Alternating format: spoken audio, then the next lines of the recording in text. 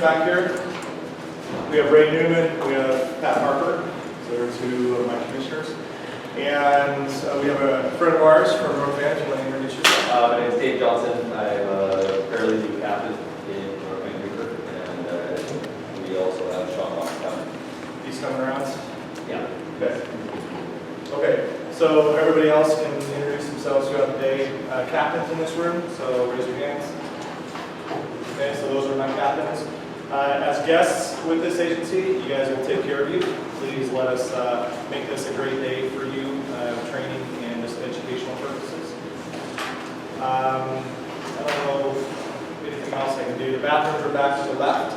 I think everybody's been here before, except for you haven't been up here, Dave, for a while. Your prostate's kind of bad, so like I said, it's out.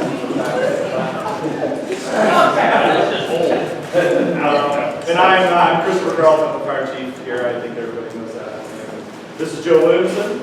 So he's back up here. He's an incredible instructor through Blue Card, and he also has fire service experience. So I'll let him introduce himself, all of you.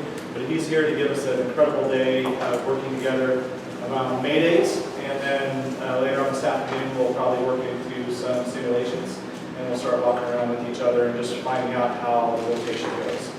So this is a lot of great information. He has a lot of personal experience as well. So Joe Williamson. Good morning. Good morning.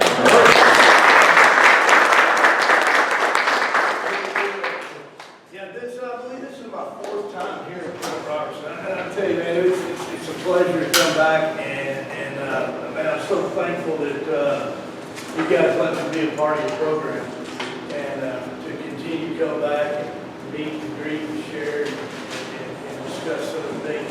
And I really do thank you guys for inviting me back and letting me be here.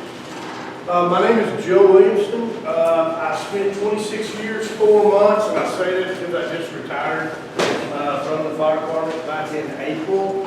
Blue Card was rocking and rolling, and we were doing and going, and so now it's, with the COVID, it's been a little different, but we're doing good. We're still doing good. So I retired a line battalion chief out of the Fort Worth, Texas area. And got into Blue Card in 2014, and we were the first organization that brought it to the North Texas area, really approximate to where we were. So we encompassed, initially we encompassed 5 cities, municipal fire departments under the Blue Card system. And I spent a lot of time getting the opportunity to teach Blue Card at that point. 2016, I joined the Blue Card team as a lead instructor, and it's been fantastic from that point forward. I've had the opportunity to travel pretty much all over the United States and have a booked flight to Honolulu to do Blue Card training. We're in the process of training Blue Card in Hawaii right now. So, I mean, some super opportunities, and to be able to travel and meet people across the nation and to share, and I learn equally a lot of times from those adventures, just like I have the opportunity to bring a message to them. And it's the same thing here. Some of you may have are familiar with the Blue Card system, have participated in it, and so you may hear a lot of redundant stuff today. But the concept is that I hope all of us walk away from here at the end of the day with something that we've been able to capture and keep and use in the future in some of our most challenging events that we attend. So I've always said, I've always thought the first time I came here and Chief Carlton gave me a tour of the area and kind of understanding the dynamics of this organization, everything. In the system that I came from, we were in the demographics provided a very busy system for us. The engine company I worked on as a lieutenant ran about average 16 calls a shift. The truck company that I got to drive for a while and then ended up being a captain on it ran 4 calls a day. And as a battalion, I probably ran 4 companies, but most of the time when the lateral ran, the battalion was good. And I use this term, it's fire service lingo, I hope y'all understand. You know, we burn a lot of buildings throughout a year. We got, fire hose was a part of our line item budget because we used it. So with that being said, you know, I've had the opportunity, now I've retired out. I moved back home about an hour and a half outside of the metropolitan area, and got on the volunteer fire department that I joined when I was in high school in 1989, and kind of working with them, and so I understand all these rules, but in our system, there's a benefit and an advantage when you burn houses every other day. One is you get good at what you do. The other is you get complacent at what you do, and that's what drives some of this stuff here we're going to talk about. But when you don't have a fire every other day, how much more preparation and prepared is it? And how much more difficult is it to be more prepared when you're not doing it every day? So one night at 2 o'clock in the morning, you get bumped out and you catch a working fire. Some of you guys might have been on the organization for 3 or 4 years, and this is the first time you've seen it. So we've got to stay mentally, physically prepared and well-trained at each and every moment, because we don't, my buddy is, I've got a really good friend who is a fantastic and very popular musician. They get to host their events, you know. I always told him if we could sell tickets, we would be famous too, right? We just don't get to forecast our concerts. They take place in the middle of the night. A lot of people don't even know we're there. I say all that. I don't know if you guys want to take the time to do a full introduction. I know you guys know each other. A lot of you guys I've seen over and over. But, so let's just do a real generic, who is not familiar with Blue Card at all? I think I heard 1 or 2. 1. Anyone? Yeah. So who's not been through a 3-day certification IC class? Oh. So you're probably familiar with Blue Card because it's in your organization. You just hadn't had the opportunity to go through the 3 days. So I'm asking you, please, at any point in time when this thing rolls through, because I know the system and the deal, and I'll get going. If something intrigues your interest, or it doesn't make sense, stop me, and let's break that down and talk about it so that we get that understanding and capture the concept. So how we're going to start off, we're talking about Maydays and managing Maydays today. And I am not here to scare you. I mean, we're going to talk about some events that have taken place, because that's the best thing to do, I think, is to learn from those past events and kind of look at some of the factors that contributed. And we'll talk about that, but we're not going to sit here and say, boo, if you don't do this, you're going to die. That's not the goal here. We're going to talk about managing Maydays and how we resolve these Maydays. And the first and foremost best way to mitigate, resolve, and manage a Mayday is what? Operating the correct strategy. No. It's to not have them. It's to not have them. If we can avoid them, then we're way ahead of the curve. And so we're going to talk about that. And that's kind of how we're going to start off. We're going to touch on some of the Blue Card system.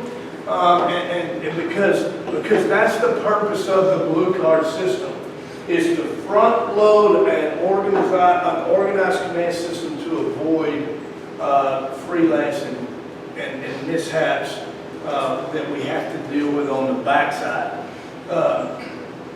So, you know, Chief Alan Brucey, one of his many infamous quotes that go down, one of them is in reference to Mayday is, you better be doing everything right when a Mayday happens, or you're behind. And so we'll talk about some of that. So Blue Card, just in case some of you didn't, got a way you can stop me. So due to my hearing, if you'll just yell out, no, go, Joe, I'll stop, Snow. So, Joe, if you need to stop me or intervene, just be sure that. So, look, I'm not going to beat you to death with a PowerPoint. We're just going to kind of visit on some of the front side of the Blue Card system. We do have some visual prompts here that'll help us good. But Blue Card really has three major components.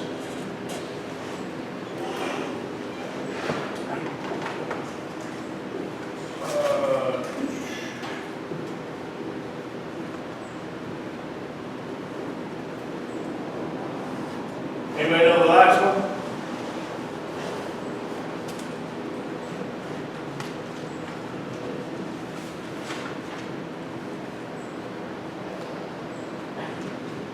Spell check.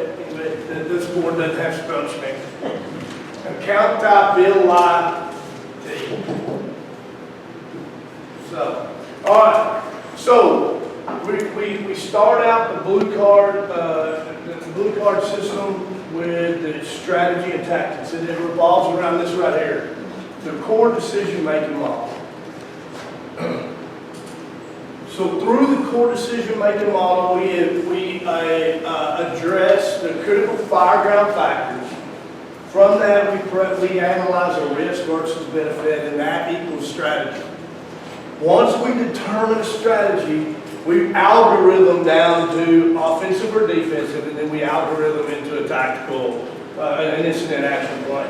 Once the incident action plan is gathered, then it's up.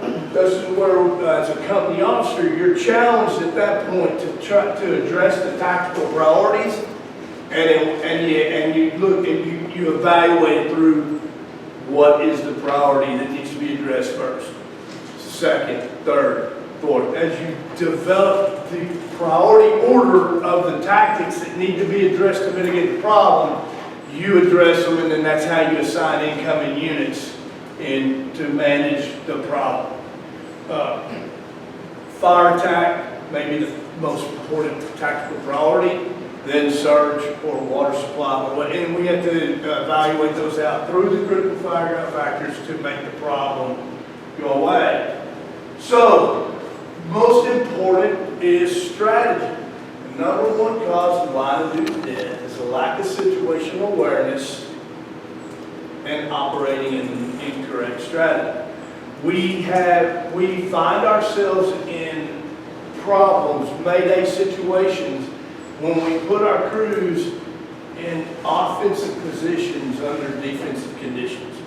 And that comes from, I can't say that there's never a surprise or unforecasted events that take place, but we've got to be in a situation of constantly evaluating the critical fireground factors and processes to avoid getting behind in the event and having the conditions change prior to removing our crews and resources from the hazard.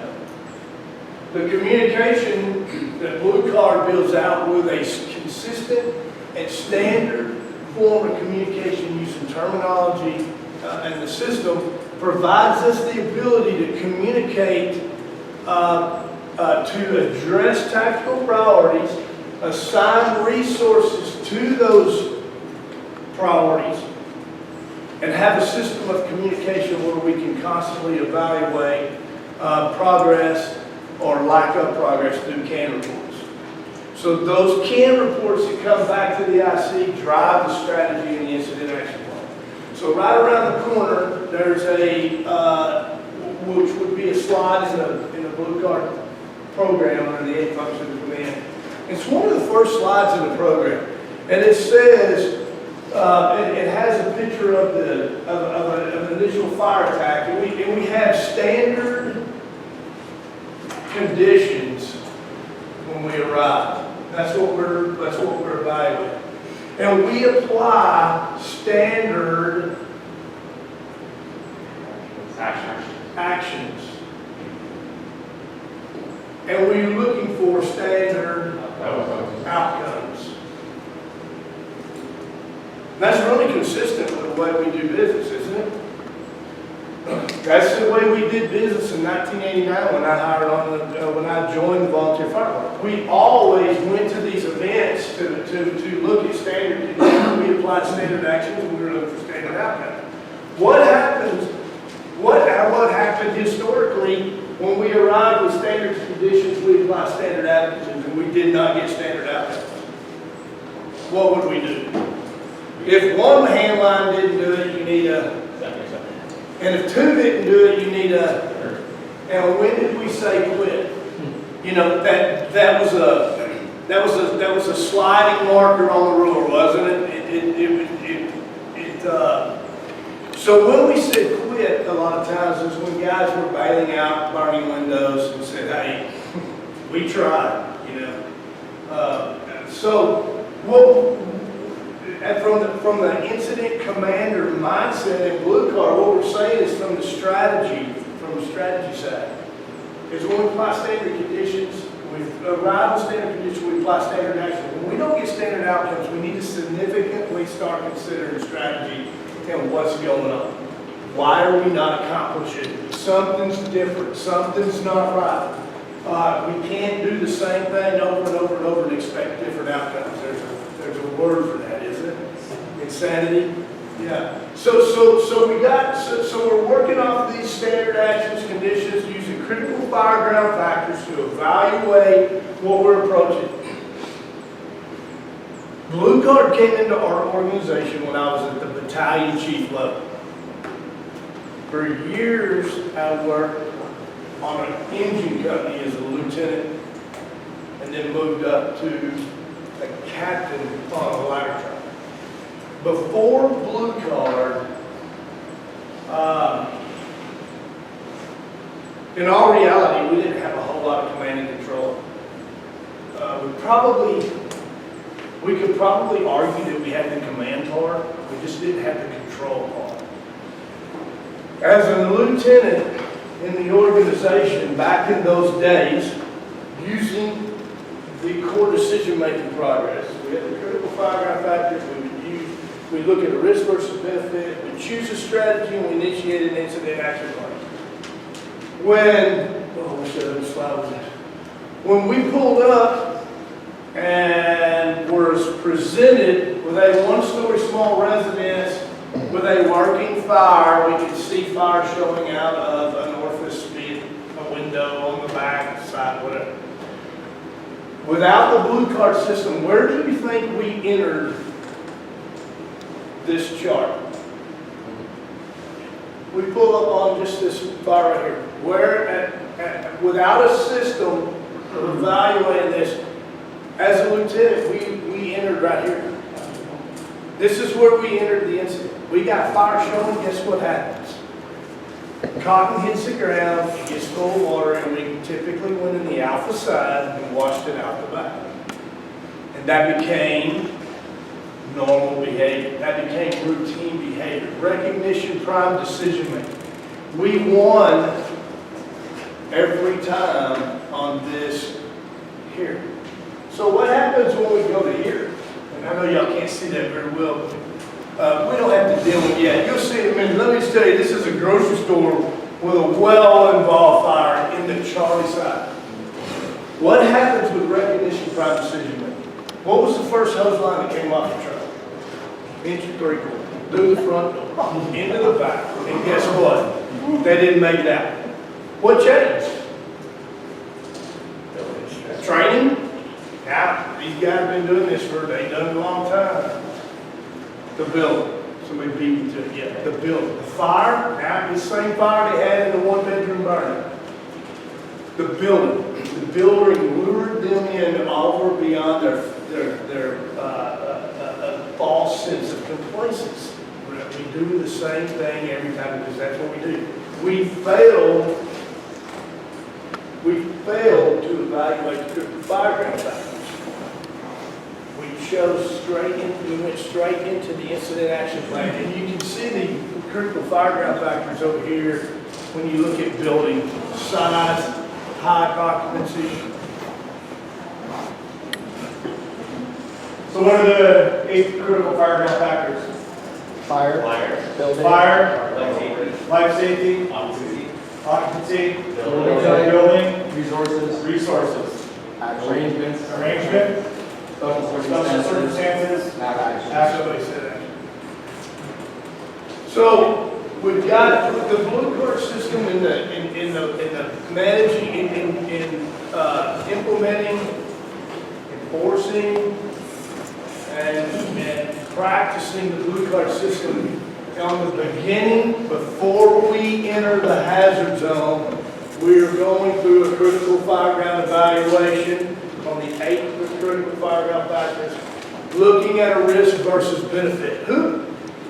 If you've been in the fire service for a while, where did that come into the playbook? And I just tell you, in my experience, we didn't have that.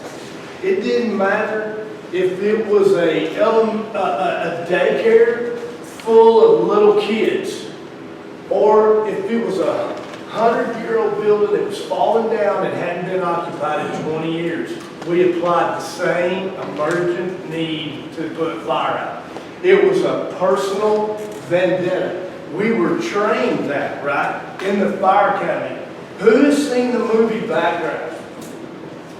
Dude, you may or may not, or maybe you remember this as I'm bringing it up.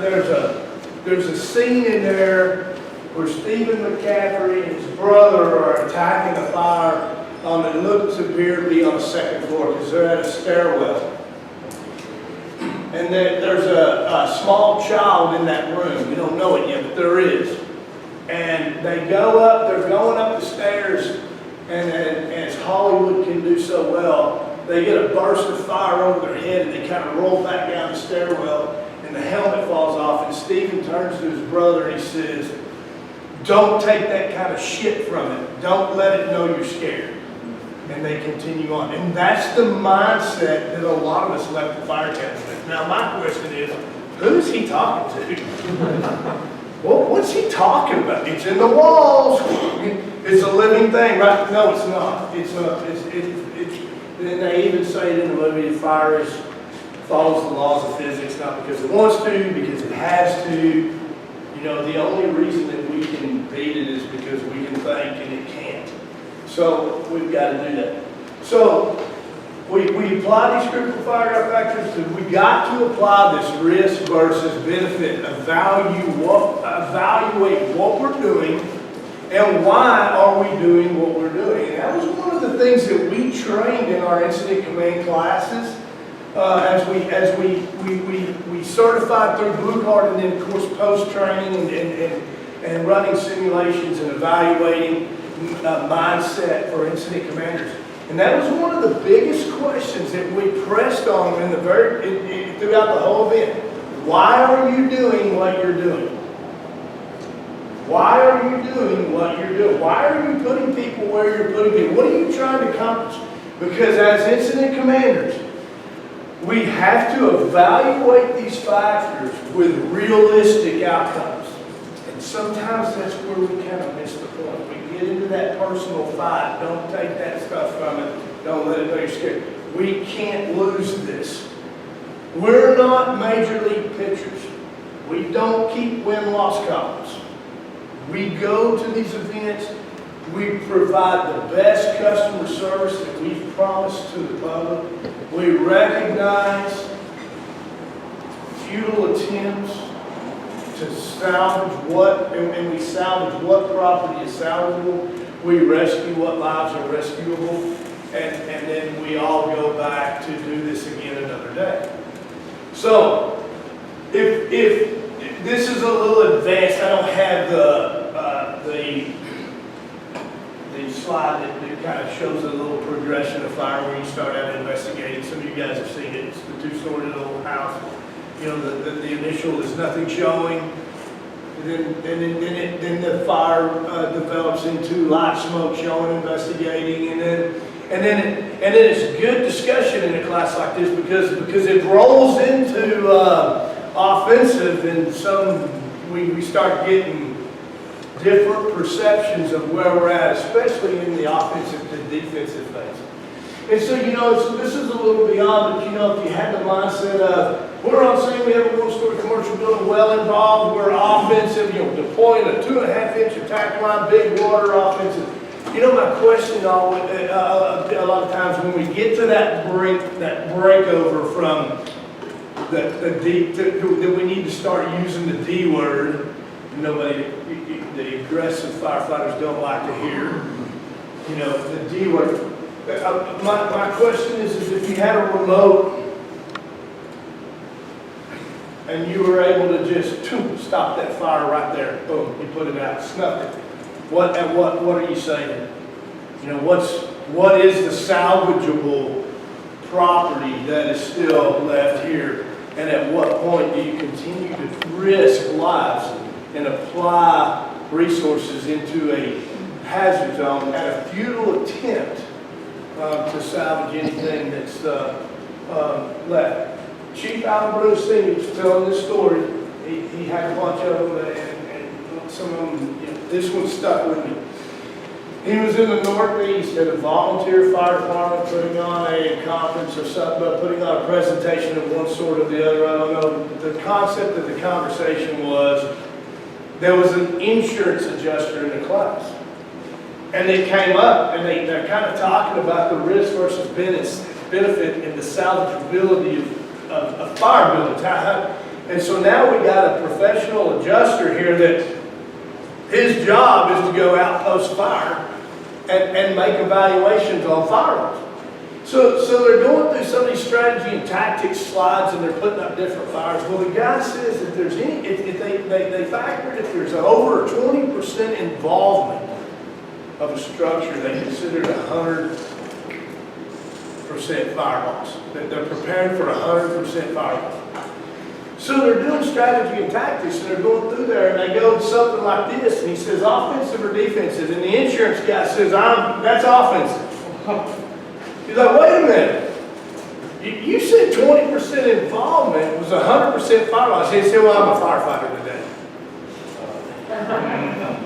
So that's the mindset that we got to be aware of. What are we doing? Now, are we no longer fighting fires? Are we no longer putting water on the rest? Are we no longer entering compartments to search, salvage, and extinguish fire? No, that's not the message. That's not the message. But when we do that, when we do apply crews and resources into a hazard zone, we're going to do it at a calculated risk. And we got to break the recognition, pride, decision making, and pulling the same and doing the same over and over and over because we were successful yesterday. We've got to evaluate the critical fireground factors, adjust the strategy and the incident action plan to match the challenges that we're going to aim to resolve. If not, we put ourselves in an opportunity where we can find ourselves into Mayday situations as this thing evolves and moves forward. And the thing that I think, if I could probably think each and every one of you would agree with me, if you've ever been involved in any type of fire that is burning out of control, there is no pause button or rewind. When you're there in real time. And when we listen to some of these Mayday radio traffics that are put out, you can hear it. That if someone had a pause button, man, that would be worth. It would be a lot of value. But it's not. When we find ourselves in this situation, we're in real time. And so we've got to be doing everything right on the front side to increase our chances of resolving Mayday situations under these conditions. And this is the way we're going to do it. So we got our strategy. We're evaluating the scene. We're no longer just on autopilot of hey, it's on fire. Let's go get it. And then Blue Card provides us with a communication system where we can standardize terminology in a system to communicate and to share information back and forth to keep up with the real-time evolution of the changing of these critical factors. And so first we use the initial radio report. So a lot of the kickback, a lot of resistance we used to have, I was talking to somebody earlier, we used to call blue card black and blue card because we would go in places. We had to check everybody for rotten tomatoes and banana peels and stuff because, boy, they could throw them up here when we said something they didn't like. But one of the negative feedbacks was, blue card, there's so much talking, man. You talk so much, we can't even put the fire out because there's this talking. Well, really, what we do in the system is we front load the communications. So blue card practices in our relays and the importance of radio discipline. And if you're on an event as an incident commander, if everything's going right, the progress reports are positive, the incident, the evaluation of what you're seeing is matching positive CAN reports, then we grow into what we call awkward silence because everyone's just working. You don't have a whole lot of communication. But on the front side, when we're dispatched, the way we look at it, we have this blank canvas of what we're going to address. So upon dispatch, the address, if you're familiar with your territory, will start drawing in that canvas. The resources that you got coming will start painting the picture. The caller information kind of helps. The first arriving engine, the first arriving company is really challenged with addressing these critical factors in the incident action plan to start putting that canvas in. Against my wants, I'm going to play you guys a line of duty death video, audio from San Antonio, Texas. And the point of it is here, bless you. The point of it is not to be negative in plan. The point of it is I want you to understand what the incident commander went through when he inherited this. And the accountability and the communication was a key component in attempting to mitigate this. They really got off track a little bit. They weren't doing everything right when it happened.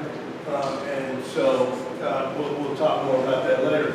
But that communication, that front-loaded communication with the initial radio report, when we break down and evaluate the initial radio report, we talk building, describe the building, and describe the problem. And that starts this critical fireground evaluation. Develop an incident action plan. What are you going to do about it? Describe the building, describe the problem, and say what you're going to do about it. So we've already, through that, we've already pressed up, we start our incident action plan, and we go back and we declare a strategy. So that there's no discrepancy in whether we're in a risk or whether we're in a no-risk operation. So we declare a strategy, determine resources, and we take command. So the way the initial radio report is developed, if a first arriving company officer gives that systematic and standard initial radio report, we should have pressed them through the core decision-making model. And hopefully the indicators that come through this initial radio report break that recognition prime decision-making behavior and enforce the officer to factor in the critical fireground factors and address appropriately. And then we're going to put in it the 360 follow-up. And when we look at some of the statistics, you can see where the percentage of Maydays that occurred on incidents where no 360 follow-up was done or complete. So it is a contributing factor. The 360 follow-up, I remember when our incident command policy in our department said it suggested a 360 follow-up. A 360 follow-up was suggested. We didn't call it a follow-up, it was like a walk around or around. They had when it had this terminology, but essentially a 360 evaluation was suggested. It wasn't mandated. And so there were so many events that we went to that after we did our standard behavior, pulling the hose line in the front door and doing, after it was all over and we were walking around checking it out, it's like when you walk around in the backyard and things, you learn so much information. It's like, wow, I wish I'd known this door was here. You know, we swam through heat and smoke, climbing over couches and going through, you know, the kitchen and down the hallway when, you know, really if we would just pull a line around us here, we were, you know, 15 feet from the fire ring. It's been so much easier. But why did we not do 360 follow-ups back then? Time. Tradition, and we entered into this incident action plan, right? I mean, we set the air brake, we had fire going, we entered into fire attack immediately with no other evaluation unless the homeowner stopped us and said, hey, my kid's in here. But we really didn't spend a whole lot of time on that. We were going like moss to the candle. But here's the thing. If an officer was stupid enough to slow operations down and perform a 360, when you came back to the alpha side, where was your nozzle? And that dude was gone, man, because the next engine company come in, they picked that thing up and they went to work. If you don't want to, we will. So because we had no staging, because we had no command and control, because we had no communication system to talk to people, it was a matter of freelancing and the first one won. The first one you won. You know, and that I remember as a young firefighter learning techniques that would get me in the hazard zone faster than everyone else without evaluating anything. If you came to a fence and you had to climb over a fence, did you want the nozzle or not? No, right? They got, you hand the nozzle to your buddy. Here, hold that. You climb over the fence, what's he got to do? You got to hand you the nozzle. Those are tricks of the trade that we developed in learning how to die first, if we were lucky. So when I go to Vegas, and I am a gambler, I enjoy that. I don't know why, because I'm very little successful, and I contribute to that to using all my luck up here. Back in the day when we had no system, you know, I remember this clearly. We used terms like someone would say, "It's too damn hot in there. I'm out. If you want to go, go. I'll go. I'll go."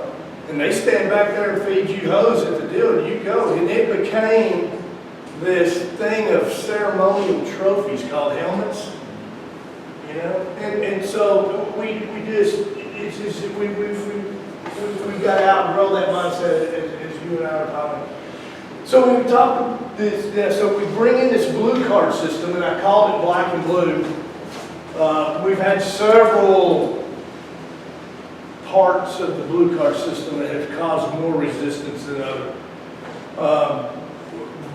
Blue card, we advocate fire attack water application prior to any type of ventilation, and that comes from the UL science in the lab. We advocate on deck concept in relation to the RIT concept, and we have some statistics and science to support that. So when we get this resistance, I've taught blue card in a large metropolitan area just east of where I work. The initials are Dallas Fire Department. Oh, man. There's a tradition of the way that they do business, and it does not, there's a little resistance in contradiction with the blue card tactics. Not really tactics, but concepts. So one of the discussions I had with a seasoned, experienced veteran battalion chief was, when we were talking about ventilation, the conversation was, I've been in this fire service for a long time, boy, and I've been in fires where we perform vertical ventilation, and it works. So you can take your labs, and you can take your science, and go pet unicorns and chase leprechauns around because this vertical ventilation works. Well, does everybody agree vertical ventilation works? I hope you do, because it's, again, the laws of physics. There is and we can go through the slides if you'd like to see that. It does. It's all about the laws of physics. The problem is what's changed. Have you seen the video that UL put out when you talk about legacy versus modern? The rapid fire development, the rate of heat releases, the environments that we're dealing with, that we're not getting the same fire behavior that we did 25 years ago when there wasn't lab tests being performed at the rate they are, the capabilities that they are now. And you don't have to raise your hand if you don't want to. This is not a birthday check. You're not having to purchase alcohol here. But if you've been in the fire service for a while, you went through the academy back in a certain day, that's okay, sir. Thank you. It's all right. Thanks. When the day 1 or 2 or 3 of your fire academy at the very beginning was fire science. You know, we spent maybe 8 hours on it if it was a one-day class. Essentially just to get through it. But the fire growth curve looked like this. Did it? I mean, isn't that how we learn? You know, this is incipient. Incipient's defined as the stage of the fire in which it can be controlled or extinguished with no special equipment or no special training. As it grows and grows and it starts to, the fire begins to develop, it goes into the growth stage, all the way up into the apex of the chart, which is flash over. After it flashes over, all the fuel is being consumed. It has nothing, unless you introduce more fuel, it's going to go into the decay stage and eventually into the smoldering, in which this is the risk for, this is where we see the risk for backdrafts. And that was the fire science class. Well, in the labs now, the UL and all their studies and the experiments they've done, and when I say the labs, the beauty of the labs is what? It is the ability to control the variables. So they're using the same fuel, they're using the same oxygen, air entrainment, and different things. They're able to control the variables and monitor the results, and that they can repeat them over and over and over. Then it's valued science, or there's another word for it I can't think, but it's, if you can produce it over and over and over, then there's some validity to it, right? And so here's the fire growth curve that we're seeing today. And this is the incipient. And this is the fire growth to flash over. I'm sorry, take that back. No. This is the fire growth to decay. Because there is such a rapid development of fire behavior with such a rapid rate of release heat that most normal compartments do not have a big enough orifice to supply the entrained air to continue fire growth and development. So it's decay. So to continue for the experiment to continue, they have to manually provide a vent opening to supply the oxygen-enriched entrained air to get into the fire growth. Then we have the flashover. So this, in the legacy room, took 29 minutes. This is 3. Average 2-3. In what UL is calling the introductory period. And it gives you 180 to 240 seconds to get inside the compartment before you have a rapid fire development and flash on. Then we begin the decay and all this. So what is the key factors in this right here? And it's entrained air. This is what's changing the fire behavior. And the fuels that are causing the rapid rate of heat release that we didn't see back in another day. So when I get the conversation with the Dallas Battalion Chief that this is ridiculous, this is isn't this what he's really talking about? Isn't this where he's still at 19 whatever when he graduated from the fire academy and went and played to the field and it worked and everything's good? Right here. 1989, Phoenix, Arizona. You guys may have seen the video. The captain and firefighter on the top Spanish tile roof performing vertical ventilation.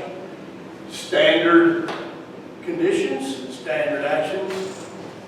We can get standard outcomes. What happened? They're up there performing vertical ventilation. Boom, they fall through the roof. Fortunately, it landed. The firefighter did not fall through, just the captain fell through it, about the lower waist, upper thigh down, rolled out of the hole, and they rolled off the roof and fell off the roof. And the captain received some significant burns to the ankles and the lower legs. Other than that, everyone survived and went home. Post-fire control, they come in and they investigate it, and what was the cause of the problem? It was the first neighborhood developed in the city of Phoenix that used pre-engineered trusses with gusset plates. They fell apart. They got fired at, they fell apart. So when we talk about vertical ventilation now, what changed? Building construction. So does vertical ventilation work? It does.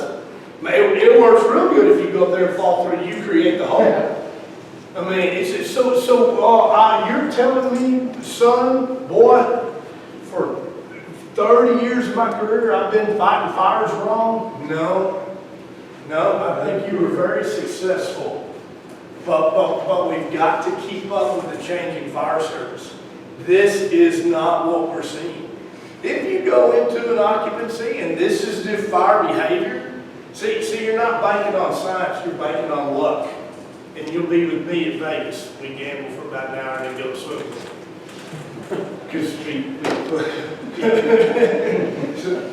so we've got to update our training and our mentality to what we're being challenged with out here to prevent some of these, to prevent putting ourselves in harm's way for lack of training, holding on to traditions, unable to progress, move forward. And so this is our communication side. This gives us the ability to communicate, manage resources, and update and share information in a standard, systematic way where we stay up to date with our critical fire ground factors and our incident action plan, which is consistently driving the strategy.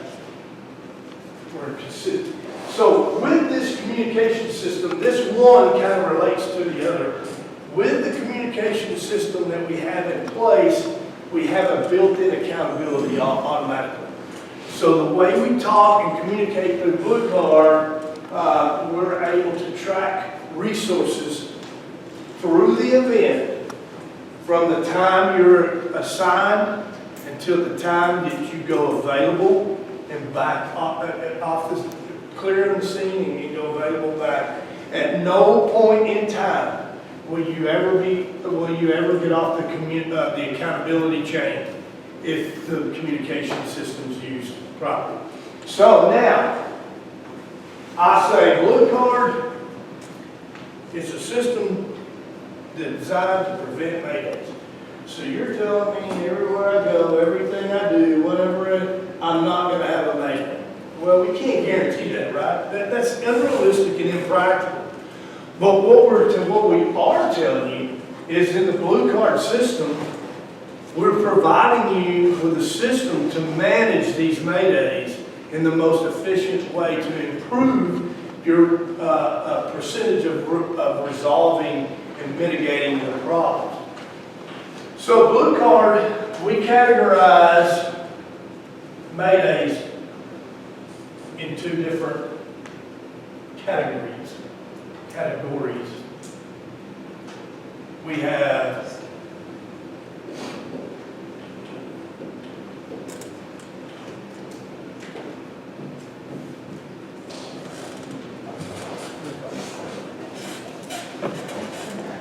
We have strategic Maydays, and we have task level Maydays. So when we go through the PowerPoint portion of this, we'll look at some of these Mayday events and all that, and really, a lot of what we're going to be talking about are strategic Maydays. When we have strategic Maydays, the ability to resolve those boil down to luck.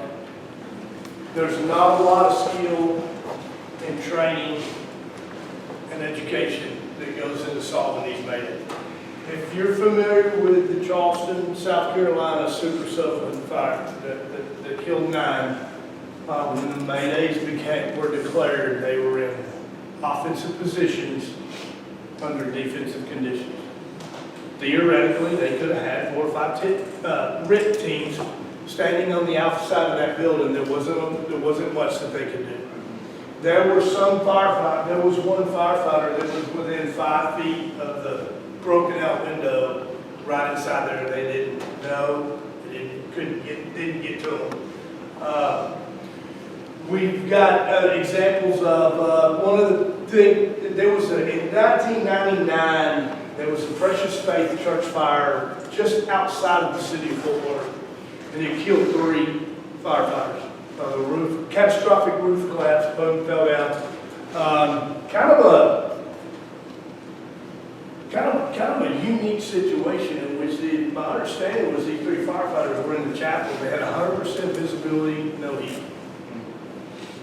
And the progression of the fire that was on the Charlie side of the church, in the classrooms and the offices, when it extended into the construction features, essentially the roof part let go. It burnt through on the one end and the whole thing catastrophically fell. Bringing fire down to the floor. There were 6 or 7 firefighters on the roof when it fell. And they slid down the roof and were able to escape. The roof stayed, the whole roof structure stayed intact as it collapsed. They slid down. One guy said he slid down, went right out of the window. Just landed perfect. There was a firefighter that was lost. Now you got to remember, on this whole event, Mayday was never declared. There was a firefighter that was lost in the Charlie side of the building, in the offices where the actual fire originated. And a captain with the Fort Worth Fire Department, who just happened to be there, was walking around the building. Now in front of the chapel and art class, he was walking around the Charlie side, and there was a walk-through door open, and this guy's lost, crawling around, and he's walking by, and he sees the reflective striping on the guy's leg as he goes by the door. And he reaches in and yells at him. He was going the wrong way. He was out. That was number 4. So there was no talent in that. It was just right place, right time. And we see that over and over and over in a lot of these, you know, and we can go through some of these line of duty deaths, and when you really look at the NOS reports, if y'all need to take a break, stop me, man, because I get going, I lose track of time. So anytime a break, We're going to 10 more minutes. We'll take a break. let me know. When we evaluate these line of duty deaths, we really have to look back and think that there's a higher being that loves firefighters. Because we'll lose 1 or 2 here, and we should have lost 5 or 6 in the same event. So, but this accountability gives us the opportunity to communicate, address the tactical priorities, and put people in locations and know where they are. So in the event we do have a Mayday, we're going to have a task level Mayday. And when we have a task level Mayday, we have crews in offensive positions under offensive conditions, and we can fix that. And what's the vital, most key thing needed to either fix it or buy time? If we're in offensive positions, under offensive conditions, and you can't get out for some reason or another, what can I bring you that will extend your life? Air. And it's air management. The priority is air management. if we're in a strategic Mayday, we got problems, and we've seen that. By doing blue card and managing the through the initial radio report, the follow-up, the core decision-making model, managing the strategy, keeping crews in offensive positions under offensive conditions, when we do have something go wrong, we have the ability to resolve it. We have the opportunity to resolve it. If the building is fully involved in falling down on us, we have a very difficult time resolving those Maydays. If we're in the correct strategy, we have taskable Maydays, we have a very good opportunity to resolve these problems. And that's what we're going to talk about today. That's why we say we're providing you with a system to mitigate and be able to resolve these problems, because we're going to maintain the proper strategy through the evaluation of the event and not wait. We don't want to wait until we're having to bail out of burning windows, use the ladder bell slide to get out, which that drill, I can't remember the statistics on it, somewhere has disabled like 4% or 3% have been disabled and no longer working in the fire service for being injured just training on that one drill. So, you know, you see, can you imagine you're going, you're getting hired on a fire department, right, and then going to a family reunion or something, and the family's like, hey man, well, how's it going in the fire services? Man, it's good. We're doing this drill. We learn this drill. It's fantastic. So what happens is, like, when the second floor is just fully involved and we're burning up and we can't get out, we slide down this ladder head first and say, why would you be there? Who put you there? When we're doing that right there, the mindsets, we're missing something on the front side that we hope can reports and stuff captured so that it drives that strategy so that we don't end up in these Maydays. We stay here in these Maydays. So we'll take a break. That kind of puts us to the introduction of what we're going to talk about today, and then we'll go through the PowerPoint. The objectives at that point really is, just real quick, who's a RIT, diehard RIT? Won't go into a burning building without a RIT established? Nobody? Good. We have to. Yeah. By our SOC regulations. Yep. So it makes it difficult sometimes. Yeah. Yeah, and so there's the regulations. Maybe the regulations haven't caught up with the.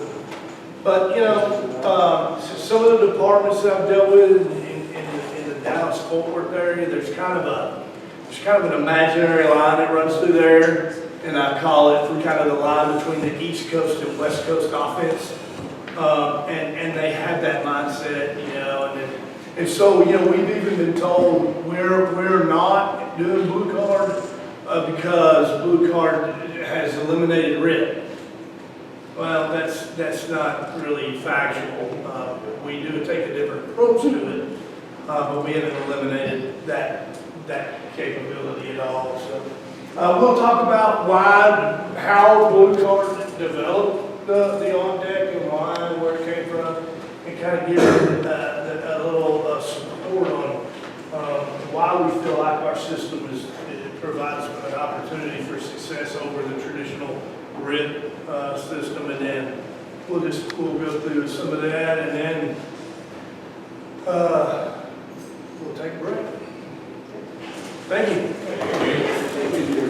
So, some of you might have already seen this video. I think it's really kind of good to touch this.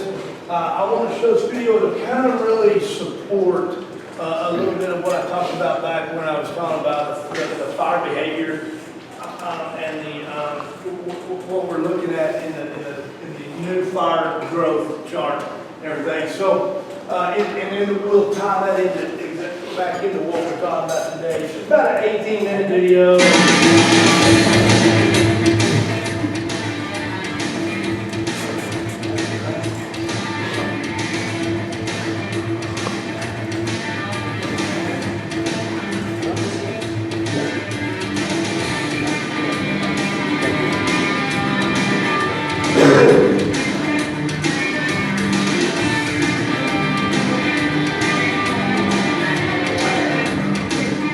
to the second video in our series. In the first video, we looked at lightweight residential construction to see how it would behave and react under fire conditions. In this video, we burned down an old warehouse. We got an old warehouse downtown, about 6,000 square feet, masonry, heavy construction, sort of typical old downtown looking building. We wanted to test how old heavyweight construction would behave under fire conditions. NIST helped us again, and on this test, they actually used a little bit more sophisticated CO reading measurement equipment. We wanted to take a look at what the survivability for unprotected occupants curve would look like as far as time frames and the degree of CO. And we also wanted to establish the time frames for safe offensive operations as far as our firefighters were concerned. So we used the test kind of for both of those things.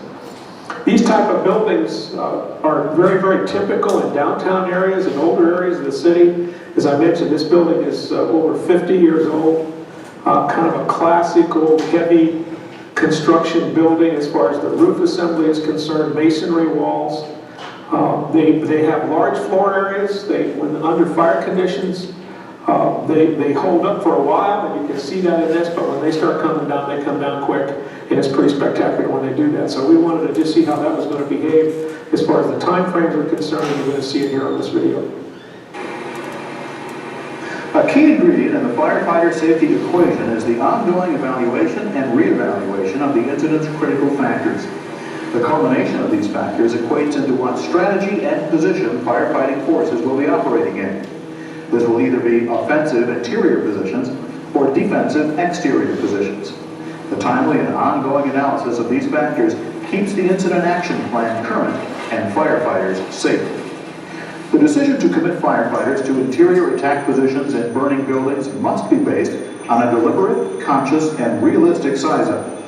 In most cases, this size-up is made in seconds during the worst possible time when the building is on fire. These split-second decisions have been traditionally made based on the experience of the initial arriving officer. There isn't much hard science that examines the evolution of a structure fire. In an effort to take a more scientific look at the way buildings hold up and react under fire conditions, the Phoenix Fire Department has partnered again with the National Institute of Standards and Technology, known as NIST, for a second set of burns that focused on old warehouse-type construction. A 1950s-era warehouse that was slated for demolition was donated for the project. As with the residential burns, the main focus of these burns was to determine collapse times and the window of opportunity for conducting safe roof operations. Another area of focus on this set of burns was to examine the interior conditions of the building during the burn, looking at temperature and carbon monoxide readings and how they related to the survivability profile of unprotected occupants and the safety of interior crews that would be operating inside the structure. The building was outfitted with equipment that measured temperature and carbon monoxide concentrations. It was then set on fire and burned down in the name of science and firefighter safety. The goal of the project is to collect data as it pertains to the survivability of the interior and attempt to match fire conditions with the imminent collapse of the structure.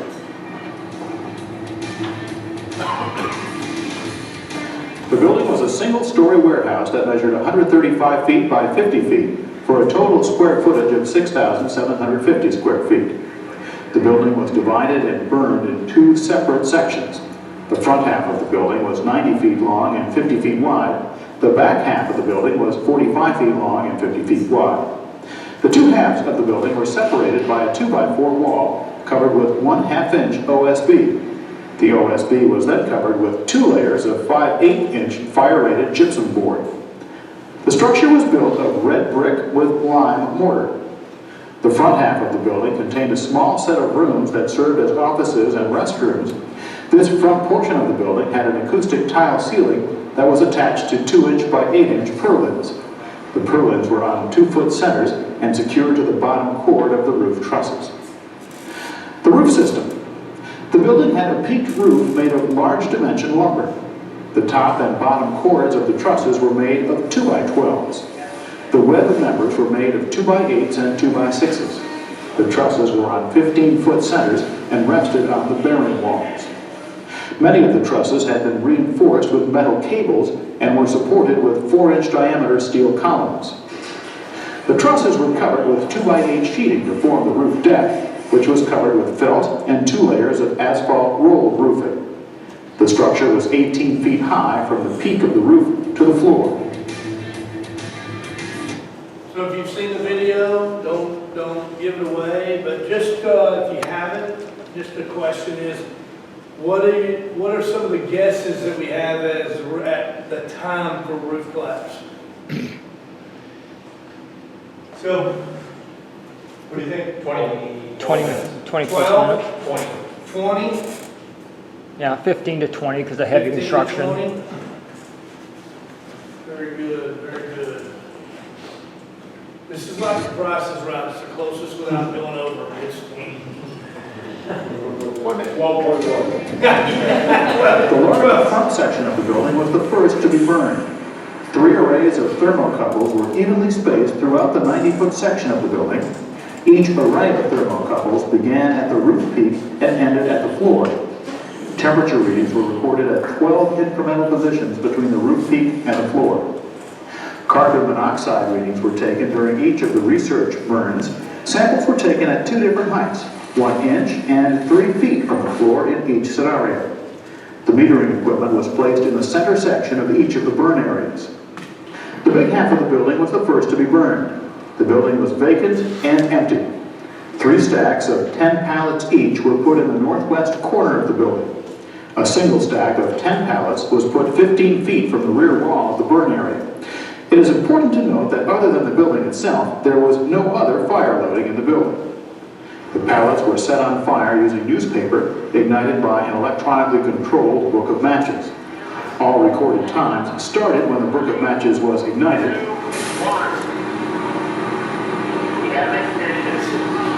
It's important to note that no flammable liquids or any other accelerants were used for these tests.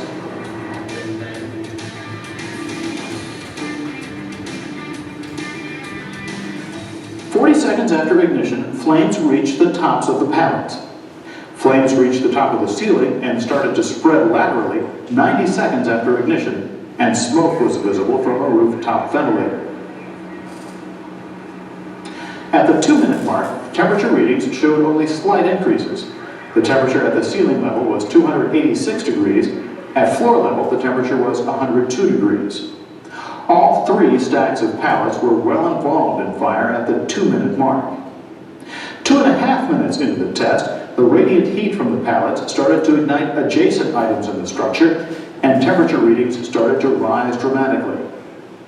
The fire extended into the attic, and fire became visible from a rooftop ventilator 3 minutes after ignition. Temperatures were 1,242 degrees at the ceiling and over 1,300 degrees at the 6-foot level. The floor level temperature was nearly 200 degrees. Carbon monoxide readings remained at a 0% concentration. At the 4-minute mark, approximately 15% of the roof. Offensive or defensive? Defensive. You pull up right now. Did anybody say offensive? Was involved in fire. Interior temperatures were 1,144 degrees at the ceiling, 1,118 degrees at the 6-foot level, and over 600 degrees at floor level. Carbon monoxide levels started to rise at the 4-minute mark to 600 parts per million, but were below the lethal concentration of 5,000 parts per million. Also at the 4-minute mark, smoke was banked down to floor level, and there was zero visibility in the interior of the building.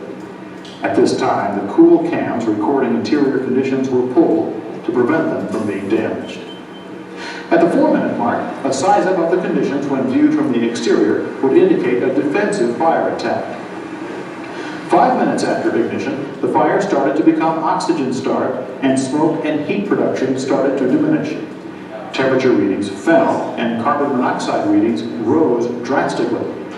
The ceiling temperature went to 662 degrees, and at floor level, it was 369 degrees. Carbon monoxide levels at 3 feet went from just 600 parts per million at the 4-minute mark to 19,400 parts per million at the 5-minute mark. This reading is almost 4 times the lethal dose of carbon monoxide. At this point into the burn, any non-protected occupant of the interior would be overcome and killed by the products of combustion.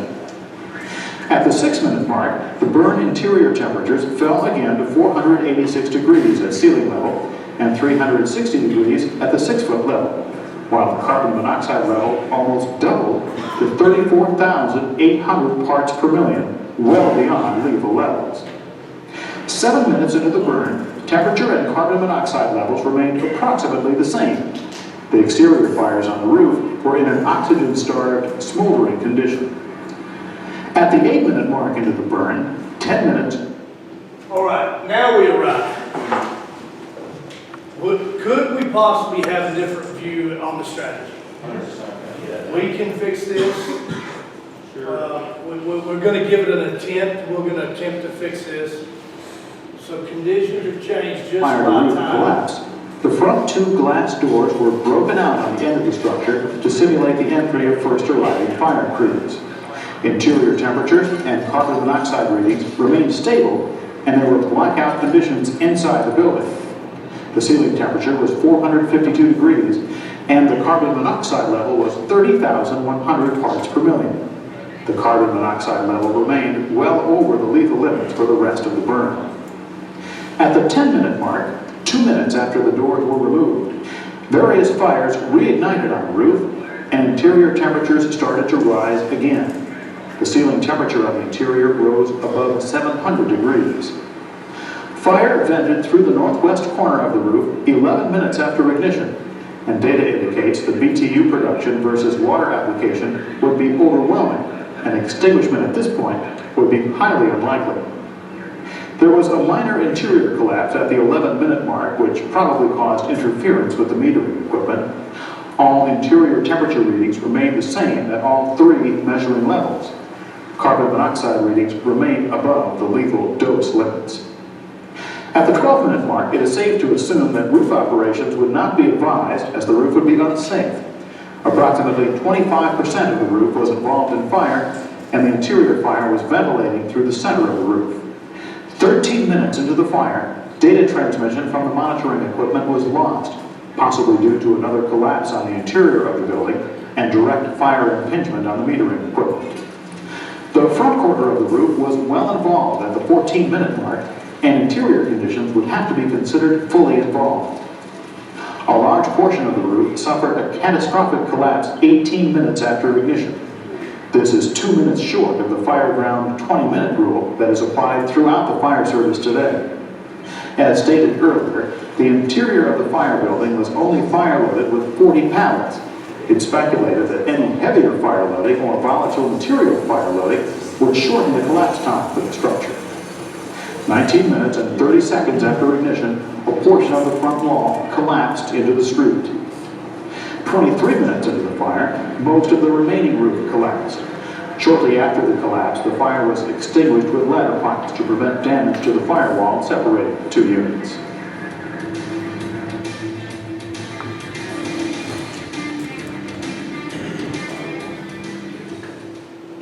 Flames reached the tops of the pallets 45 seconds after ignition. The entire array of pallets were fully involved 2.5 minutes after ignition. Between the 3 to 4 minute mark, flames were spreading laterally across the bottom of the roof deck. Temperatures at the ceiling rose from 410 degrees to 1,389 degrees, while the temperatures at the floor rose from 77 degrees to 112 degrees. The CO readings were at 0%. 5 minutes after the initial ignition, smoke was banked down to the floor, creating total blackout conditions on the interior of the structure. At the 5-minute point, interior temperatures ranged from 1,200 degrees at the ceiling level to 321 degrees at the floor. The CO readings at the floor rose to 1,235 parts per million.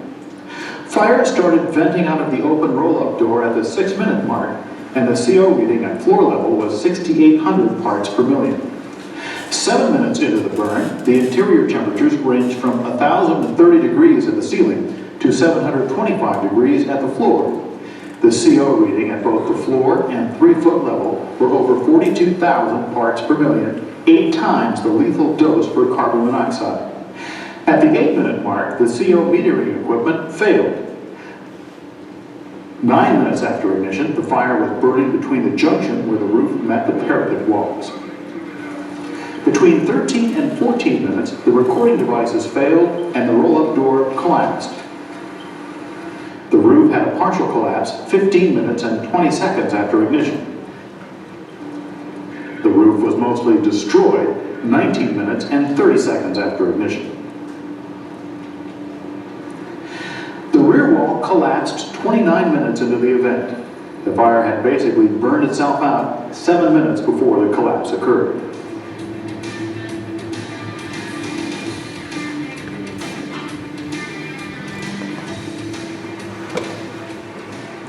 The biggest difference between the two burns was the available oxygen.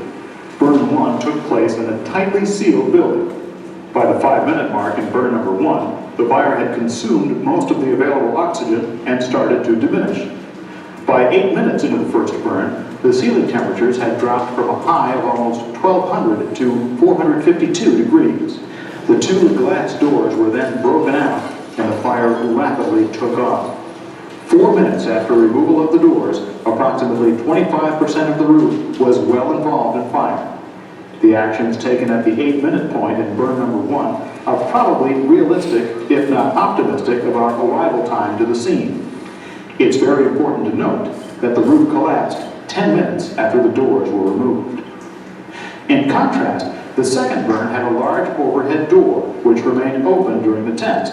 The fire never lacked for fresh air. Temperature readings at the ceiling level between the 3-minute mark and the 13-minute point, where the recording devices failed, remained between 800 and 1400 degrees. Peak temperatures and CO readings were similar for both tests. The interior camera was pulled at the 4-minute mark in burn number 1 because the smoke was banked to the floor. In burn number 2, the camera was pulled at the 5-minute mark for the same reason. By the 5-minute mark, total blackout conditions existed on the interior of the structure during both burns. At this point, if you're not wearing and using an SCBA, you're starting to die because the CO levels are becoming lethal. If you're not on a hose line or have a thermal imaging camera, you're lost in the heavy smoke. The maximum temperatures recorded prior to collapse in both tests was 1470 degrees. The peak CO readings for both burns were over 40,000 parts per million. The highest recorded CO readings occurred between the 6 and 7-minute mark in both burns. CO readings reached lethal levels by the 6-minute point in both burns. During the first 6 minutes, burn number 1 had a peak temperature at the floor of 610 degrees. Burn number 2 had a peak floor temperature of 463 degrees. 6 minutes into both burns, any unprotected occupants would have been dead from either the high CO levels or the elevated temperatures. The instruments used to collect the data stopped working between the 13 and 14-minute mark in both of the tests. We suspect the building was starting to come apart, and that caused the instrumentation to fail. The roof in burn number 1 had suffered a collapse 18 minutes and 20 seconds into the fire. 23 minutes into the fire, the remainder of the roof came down. The roof in burn number 2 had a partial collapse 15 minutes and 20 seconds after ignition. That roof was almost totally destroyed by fire 19 minutes into the test. After the test fires exhausted their fuel supplies and burned themselves out, the building continued to fall apart. Sections of wall fell over well after the fire was out. This reinforces the safety policy of staying out of the structure's collapse zones. The active fire load was calculated for the burn in the small end of the structure. Based on the fuel content contained in the 30 pallets and active fire involvement of 50% of the roof system, the heat production was approximately 1,700,000 BTUs. This amount of heat was generated during the first 7 minutes of the fire. Since 1 gallon of water absorbs 1,700 BTUs, it would take 1,000 gallons of effective water application to extinguish the fire. It would take over 5 attack lines flowing directly onto the burning fuel to accomplish this. For all practical purposes, this information is merely interesting. If we plug our normal response into the recorded readings and burn timeline, Entry and tenability into the structure wouldn't have been possible beyond the 5-minute mark because of the elevated temperatures recorded from the floor to the roof. This was the case for both burns. 13 minutes into both tests, the structure was falling apart. The instrumentation placed inside the structure showed us that all unprotected occupants inside this building would have perished by the 6-minute mark. The structure started to come apart by the 13-minute mark in both burns. This was indicated by the instruments failing due to collapses occurring inside the structure. In both burns, the structure suffered catastrophic collapse well before the 20-minute mark. A final note. The intent of these tests were not meant to come up with final solutions and absolutes on how we're going to conduct operations and fires in these types of buildings. They were conducted to give us a more scientific look at how these buildings burn and to apply that information to some degree while operating on large commercial structures.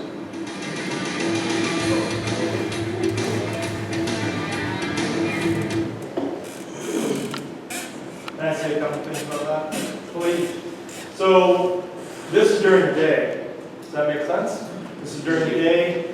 This is if somebody recognizes the fire immediately when they see the smoke. We're arriving around the 7-minute mark on a good day. Okay?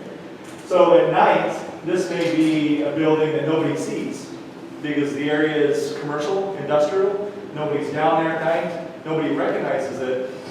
This fire may be found the next day when somebody comes in to that structure, okay, and realizes there was a fire. Because it could go into decay, be fine all night long, okay, and actually snuff itself out by the next morning. You've seen the pictures where bedrooms, are closed, right? Closed before you doze. Somebody wakes up and they walk out in their living room and it's all burned up. And they're like, oh, I guess we had a fire, type thing. Same thing could happen here. So structural collapse, that 15-minute mark is the average now for commercial structures and residential. Because we have to understand the light weight that these things are being built in. The older buildings obviously are stronger. But when you have unimpeded fire that's burning unchallenged, you have to understand the scope that we're going in on. That one where it was just wisps of smoke and we decided that we might change our strategy to offensive if we showed up on something like that. You always have to think, how long has this been burning? How long did it take somebody to recognize it? Because once we punch those windows, that's the introduction phase, and that's 180 seconds to 240, and we're going to see a change in environment if it's not what we thought of in our initial strategy approach.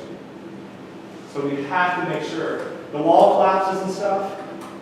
I lost 2 brothers, right? I told the story in Kansas City. I lost 2 brothers a couple years ago in a defensive fire. They were walking back to get tools, and the masonry wall collapsed and killed them both. So we can't ever let our guard down in collapse zones when we're dealing with a defensive fire and something that's been damaged to the extent that these buildings were shown. Okay? So always make sure that we're looking at the smoke, because you guys got to remember, the fire has reached its full potential. Moth to flame, right? What still has the potential? The smoke. And I've been taught the rule that if we have 50% thermal layering inside a doorway, that room is at capacity to flash. So if I'm entering at 50%, okay, and that doorway is 50% covered, down to the ground, the neutral plane is at 50%, that is a risk to my firefighters and to my crew, and that has the ability to flash, because now everything with that smoke is being superheated. Because the tables and the chairs are almost at 50% of those doorways. So think about that. Read the smoke. The flame is already showing its full potential. The smoke has the left potential. All right, just to kind of accent on that, if I could, we'll go over it. I find this interesting. It kind of supports what we had talked about earlier with the fire behavior. So this video was made in 98, I believe, the one we just watched. 98, something like that. So it's quite a, it's got a little age to it. And we see the same fire behavior. It's what's kind of interesting. So we agreed, so we saw in 90 seconds that there was smoke visible from that turbine on the roof. And and then 3 minutes fire was visible. So we just pick a magic number in between a minute and a half and 3 minutes, and just say it was 2 minutes into the burn before somebody dialed 911 and reported that this structure fire was on fire. So I find it interesting. It says the 6 minute mark is when the fire became untenable, but really it said in the video in the beginning, the 5 minute mark is when it went to 19,000 parts per million, and floor temperatures were 369, and that's been proven by many agencies that that is a non-survivable environment to an unprotected occupant. So when we hit that benchmark right here, this is kind of where we change our mindset. So we all agreed, and it is called in at 2 minutes. We have 60 seconds to say to disembark out of the station to respond, and then the variable being how long it takes us to get there. So there's a good chance, unless we're very, very close, that we're going to see this. And our response time is what's going to dictate this, right? So in our system, our statistics that we always drafted all the time showed that we typically had about a 4 minute response time from the alarm. So from the alarm, it takes us 4 minutes. Well, we had 2 minutes on the call in. So in the most optimum position, we're coming in right around in here, and at the 7 minute mark, things really started looking better. They looked a lot different than they did at the 4 minute mark. So if we add another minute to that, we're coming in at 8 minutes, and we all agreed at that point it was offensive. So we're kind of looking at this as ABC Fire Department, who has a common process and procedure, as I spoke of earlier in my habits back in company officer days, where we entered the incident right here at the incident action plan. We didn't do any evaluation. So here we arrive, ignorant to the critical fireground factors and aggressive enough that we're going to engage in what we define as an offensive position. So we take out the doors, because we always go out the side. We take out the doors just as they did, and here is our introductory period of 3 minutes. By the time we gather equipment, go on air, make entry, 3 minutes later, there's a minor collapse inside of the building. So let's make this ABC Fire Department's worst day. What could that allude to? How do we respond to Maydays? Send more people in, right? 2 minutes later, they figured they had a more significant collapse that damaged the interior conditions. So here we arrived, we didn't evaluate the critical fireground factors and take a risk versus benefit concept of what we're doing. What at this point, scientifically, when I told you that when we train our incident commanders, we say, why are you doing what you're doing? Why are you doing it? If they say life safety, have they not missed the boat? Yep. So we're beyond that, right? So who is the only life risk in this building when we arrive? We are. We brought them. They're wearing our uniforms. We brought them. So here we develop it, we get into the worst day, we respond to it, and we've got 5 minutes. We got 5 minutes to withdraw all the resources out from underneath that roof. Now I didn't record the temperatures that they were getting at floor level. So are we not in a strategic Mayday? Yes.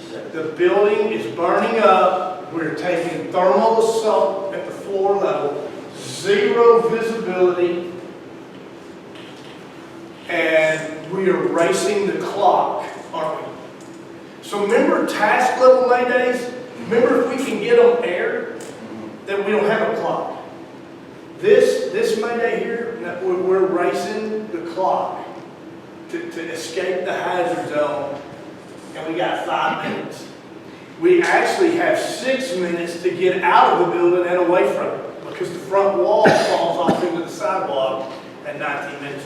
So it's kind of interesting to me that this was put together so many years ago, and this timeline, if we evaluate it, is just a recipe for disaster if we miss it here on the front side.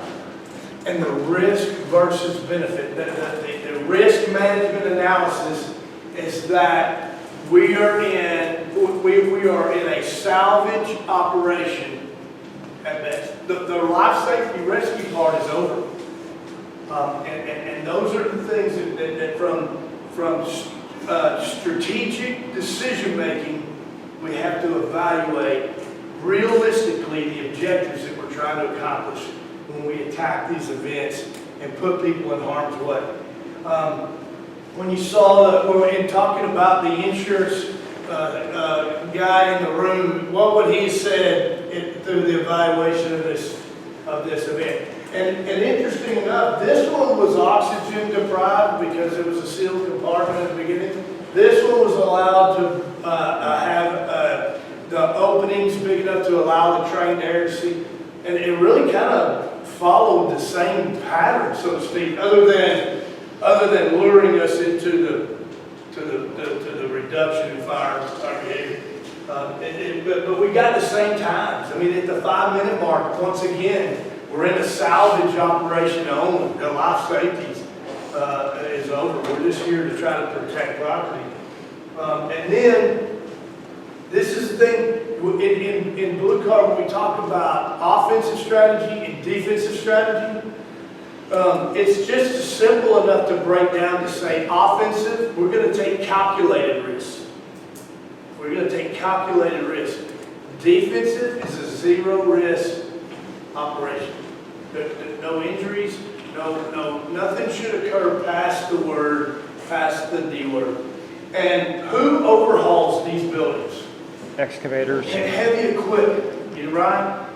How many line of duty deaths or Mayday or firefighter injuries have resulted from firefighters who engage in miscellaneous overhauling operations that actually contribute nothing to the good of what's going on here? And where that comes from is from company officers, from battalion chiefs, from incident commanders. We have to protect our own. We have to watch out for each other, because as firefighters, we're doers, right? I mean, if you're not, sometimes you're just not accepted into the organization as well. And nobody likes to work with lazy, but and you get that reputation. And it's so we hire into the fire service being go-getters and being doers, and don't let me catch you standing around, and don't. So what happens when we do this? We arrive, we fall into this right here. So we have hand lines laying on the ground. Then we realize, hey man, this is beyond, we're all backing out, we're going defensive. We set up the ladder pipes and we flow big water on this commercial building. When these buildings are proven, when they're assaulted by fire like this, even after the fire's out, they continue to fall apart, all on their own, because gravity is relentless. And what does the good firefighter who wants to be a good firefighter, wants to be recognized, what do? We pick up those hand lines and we creep. How many times have you been on a completely burned out building and you're looking in the window thinking, just there's something smoldering, there's a little flickering fire there, look at what I'm doing. And we creep up into these hazard zones, and if we're not careful, these buildings are continuing to fall apart. And we saw it in this example. It just demonstrated perfectly what we're trying to express to the people we work with. These stay away from these buildings. They're gone. There's no risk here. Set up fire line tank. Shut down hand lines. Get them out to prevent the luring of of what we do and what we want to do. We're not stupid people. We're trying to help. We want to do the right thing and be a part of what's going on. And we lure ourselves into these hazard zones. So we got to watch out for each other on this. You know, I always laugh about this. I made this up and it really makes myself laugh. And I hope that's not offensive. I'm laughing at all of this. You know, we go through the fire academy and we talk about this mentality that gets put out in Hollywood through that movie Backdraft of but how many of us have ever went to a class where we were taught how to watch a building burn down and not do nothing?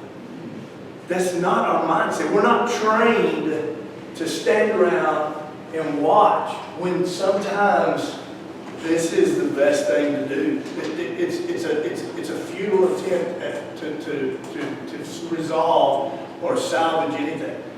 So our hazard zone on this has to get bigger and bigger and bigger, and in their defensive operations, we stay out of that zone. So we have to continue to protect ourselves and watch out for each other. It's just. Have you ever been working an event on the highway, and you're so engaged into solving the problem, and somebody taps you and says, "Hey man, back up! You're in the road," because you don't realize that you're getting it. This happens to us all the time, and that's that command and control mindset of watching and maintaining that safety and watching out for each other. We all keep ourselves in that buffer zone so we don't have these problems. But this is interesting to me to realize how old this video is getting, yet it still replicates the same fire behavior that we're seeing today. And we're being challenged with non-rescue critical incidents. Non-rescue. So we're the only life hazard. A lot of times it goes that are entering into these buildings. That we have, you know, the Chief Brunasini said told the Phoenix Fire Department after the Tarver deal, and they're in the recovery, which we're going to kind of talk about a little bit. And I had a lot of different things going on, a lot of changes of mindset after the Southwest Supermarket fire that you're looking at here. And he says, if you want to be a hero and you're on a suicide mission, go to the Grand Canyon and jump. Because if you're going to do it here, you're going to take some of us with you. Because we're coming in, right? We're going to do what we can to resolve these Maydays and come after each other to try to solve these problems that we get into. And so if you're going to be a cowboy, you're going to be a risk taker, go somewhere else, because you're drawing other people into the game with you that don't want to play, that may not want to play, but you're forcing them to have to. It's just a mindset, just sharing the mindset. So we'll start with the PowerPoint and then kind of build the backside of how we manage Maydays, where we come from. So this is one of the things. So Chief Brunasini passed away in October of 18. His sons, John and Nick, have continued to develop and modify the blue card system and have continued the blue card message. And so that's who I work for, is John and Nick, and have had the opportunity to join their team. There have been two significant modifications to the blue card system. So blue card was developed after Chief Brunasini retired from Phoenix. They put the package together and developed it into a certification system. But really, blue card has been in the development stages for over 40, 50 years through Chief Brunasini's career as he moved up through the Phoenix Fire Department, became educated in different, and started developing the command system that we know of today, now named Blue Card. But probably the two biggest modifications that were made to this command system was on March 14th, 2001, where they lost Brett Tarver in the Southwest Supermarket fire. Lot to that. And I sincerely admire Chief Brunacini's approach to this event. There was no blame, no finger pointing, no sweeping under the rug, any weaknesses, faults, voids in the processes and procedures that were in place by the Phoenix Fire Department. After this event, Chief Brunacini challenged the Phoenix Fire Department and everyone involved to break down their system to the molecular level. And they evaluated everything that they do. And his statement was, this will never happen in Phoenix, Arizona again. Not only did they evaluate the processes and procedures and admit and accept where there were voids, weaknesses, and processes and procedures that actually led to this event. Once they discovered what those were and the things that could be shored up to prevent this from happening again, they turned and shared it with the nation, or the world, really. They said, we did this, don't do it. We don't advise doing it. This is what happened to us, don't do it. And man, you just really have to take your hat off to that type of mentality and that type of the mindset we have a tendency to live in our own worlds and have the mindset that it won't happen here, and a lot of modifications or changes don't come to our own organization until we experience our own mishaps and different things. So I thought it was very credible and very respectable the way that they approached this event, and then here we are talking about it today. So John and Nick, in one of our team meetings, we're kind of talking about how we can, better the presentation of this message, how we can better present Blue Card, how we can always looking to continually improve this message for the recipient. And John, or someone made a comment that, maybe we ought to start kind of getting away from the supermarket fire. It's kind of getting old. Next March it'll be 20 years old, and it's kind of, and the overall opinion was no, that this is the event right here that really brought a lot of our processes and procedures forward, and we should use Brett Tarver's name for his sacrifice that saved no telling how many firefighters across the nation. Brett Tarver in his sacrifice brought, and Chief Brunacini and his team's ability to evaluate that and bring the data forward to share with us also. But Brett Tarver has, and it's kind of frustrating, isn't it, where not being able to capture data on prevention. You can put data on things that happen or things you do, or marks and benchmarks and percentages and statistics and all this stuff, right? But when you talk about fire prevention, how frustrating it must be to be a fire prevention officer who works every day and goes out, and it's very difficult to put when you've implemented a smoke detector program and installed and got smoke detectors in people's homes, and they burn food on the stove, and the smoke detector goes off, and they go and hit it with a fire extinguisher and set a fan and blow that smoke out, and the fire department's never involved in that. That was prevented because of that smoke detector program that person did.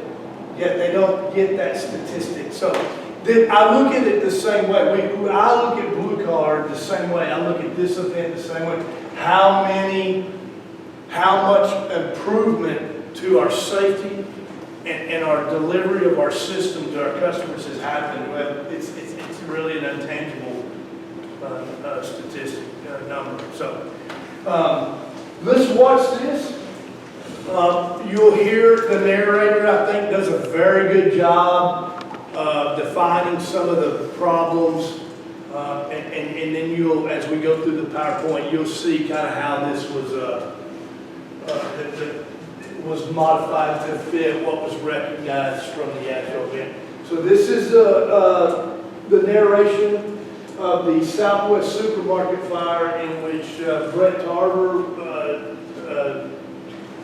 died, and they think they roughly calculating they should have had about 16 more fatalities, firefighter fatalities. There were numerous Maydays declared, and they'll talk a lot about it. Oh.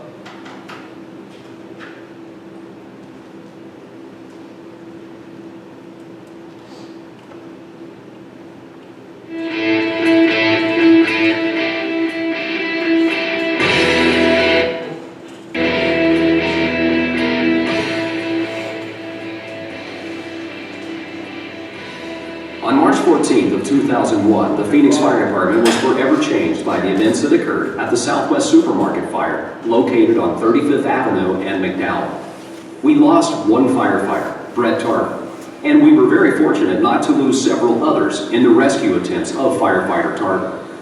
Let's take a look at the events that led up to firefighter Tarver's first Mayday transmission. At approximately 5 o'clock in the afternoon, Engine 24 was dispatched as a single-engine company to a debris fire on the south side of Southwest Supermarket. The Southwest Supermarket was originally built in 1956 and was an approximately 20,000 square feet L-shaped building. The Ace hardware and clothing store connected to the supermarket were added a few years later. The front main portion of the building housed the actual grocery store, while the southwest L-shaped corner of the occupancy housed the butcher shop, produce shop, refrigerated storage, and general storage areas for the grocery store. Another strip mall was later anchored to the grocery store off the northwest side of the building.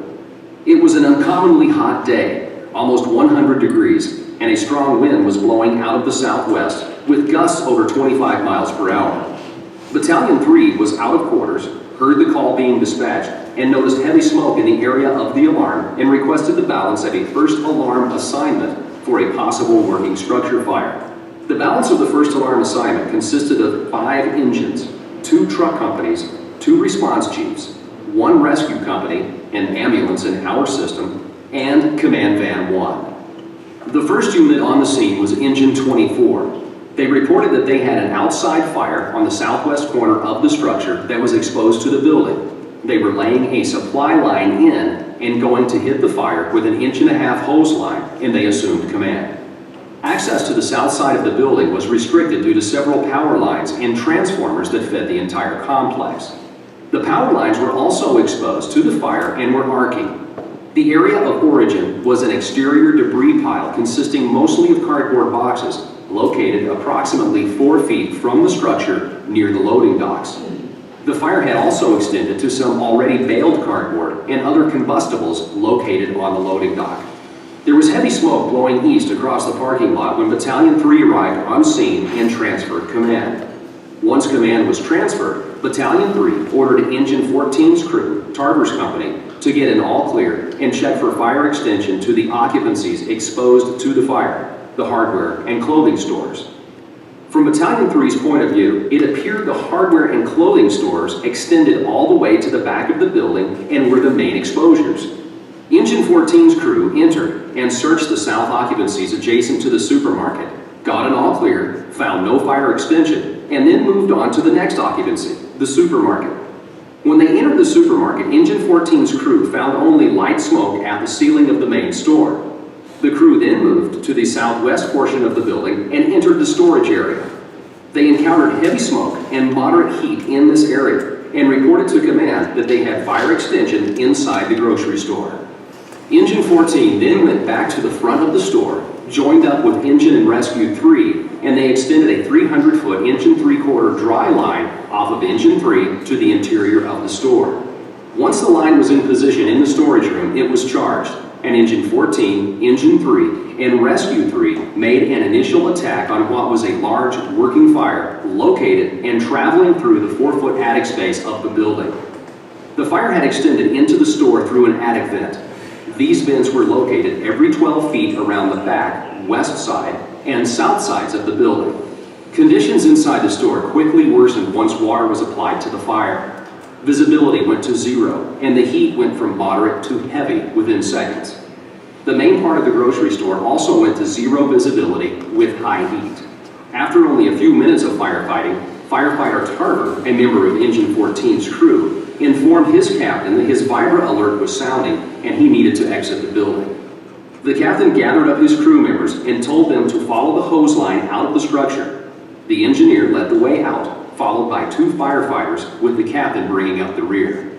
As the 2 firefighters from Engine 14 turned to exit, they became disoriented and ran into a wall and were knocked down and separated from the hose line. They got back up, turned in the direction that they thought was the correct way to go, and ran into another wall. Somehow both firefighters ended up in the rear portion of the main building. Firefighter Tarver knew he was lost in the building and was quickly running out of air when he called his first mayday. Firefighter Tarver was also separated from his fellow firefighter, who later exited the building with assistance of firefighters working as RIC crews. As the captain of Engine 14 exited the building, he heard the mayday call and quickly tried to assemble all of his crew members. Command could see that the fire was rapidly developing inside the store and began to order crews out of the building. Firefighter Tarver heard these transmissions and repeated his call for help. Once these first maydays were transmitted, all 3 operational levels on the incident, the task, tactical, and strategic, were faced with several severe challenges. The building itself was a major critical fireground factor. It was over 20,000 square feet and had 0 visibility with defensive fire conditions. The wind gusts were also rapidly accelerating the fire. Once the first mayday was transmitted, the communications system was quickly overwhelmed with a great percentage of the radio traffic being rated as non-essential traffic. On the task level, some of the initial rescue crews that went in to locate firefighter Tarver immediately after the mayday was transmitted were the original operating crews in the front end of the incident. Many of these members' air supply was also depleted when re-entering the building. These initial rescue crews had in fact located firefighter Tarver, but due to air supply issues and firefighter Tarver being so disoriented due to the products of combustion, they were unable to extricate him from the building. These actions also led to several additional maydays. Subsequent rescue crews that entered from the front of the building and were following the initial attack line quickly became disoriented. Their progress was hampered due to the fact that the original hose line was advanced inside of the structure dry. When it was charged, several large loops had formed in the line, and it also displaced a tremendous amount of stock from the grocery shelves, totally covering the line in several places.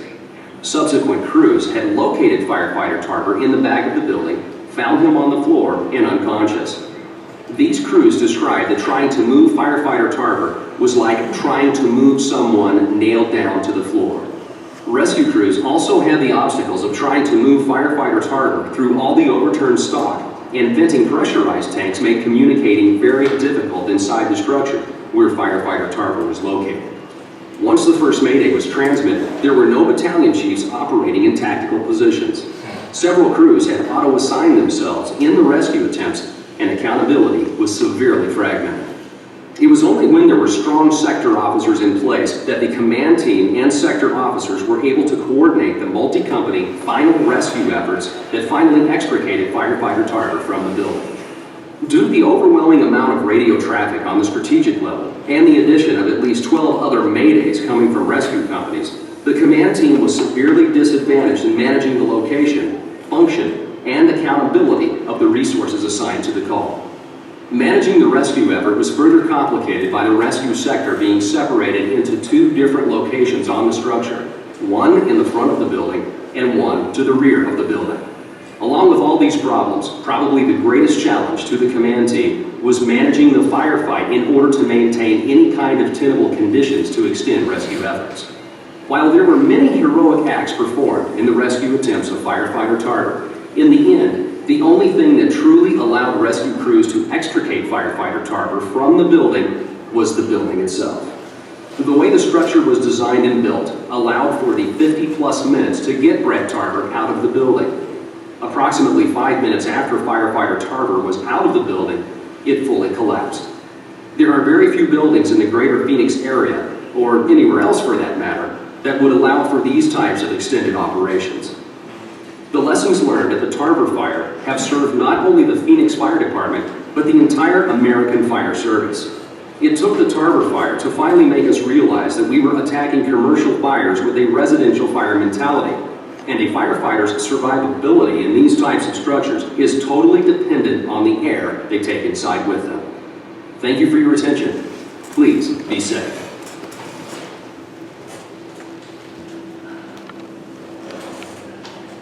All right, let's just look at this, we'll look at some of the critical factors that took place on this and kind of talk about that. So I went to Phoenix, after the Tarver event, 2001, and we'll talk about kind of some of the things that how they responded to this. One of the things they did, they opened up a shutdown fire station. They had an old fire station, they built a new one across the street, and they used that fire station as a command training center. I went there in 2003 as a brand new lieutenant on my department. When I got out there, it was supposed to be a command and control strategy and tactics class, and it was, don't get me wrong. They had just started using the simulations and stuff like that, but a large portion of the week-long class had to do with this, because it was really new to Phoenix, and they were working through a lot of the processes. And when I left, we had a grocery store in our territory. It was called Sack and Save. It was a chain of grocery stores where you go in and as you go through the cashier, they put your stuff on a belt and you sack your own groceries. It was supposed to be cheaper. We had one in our territory, and it was not sprinkled building. So as I watched the videos and listened to the members of the Phoenix Fire Department talk about this event, it really shook me up, because I could actually visualize that grocery store in my territory. And I really thought the only reason that this hasn't happened to us is because we just haven't had the fire yet. We got the building, we got the equipment to get us in there, we got the processes to do. The reason this hasn't happened to us is because we hadn't had that fire yet.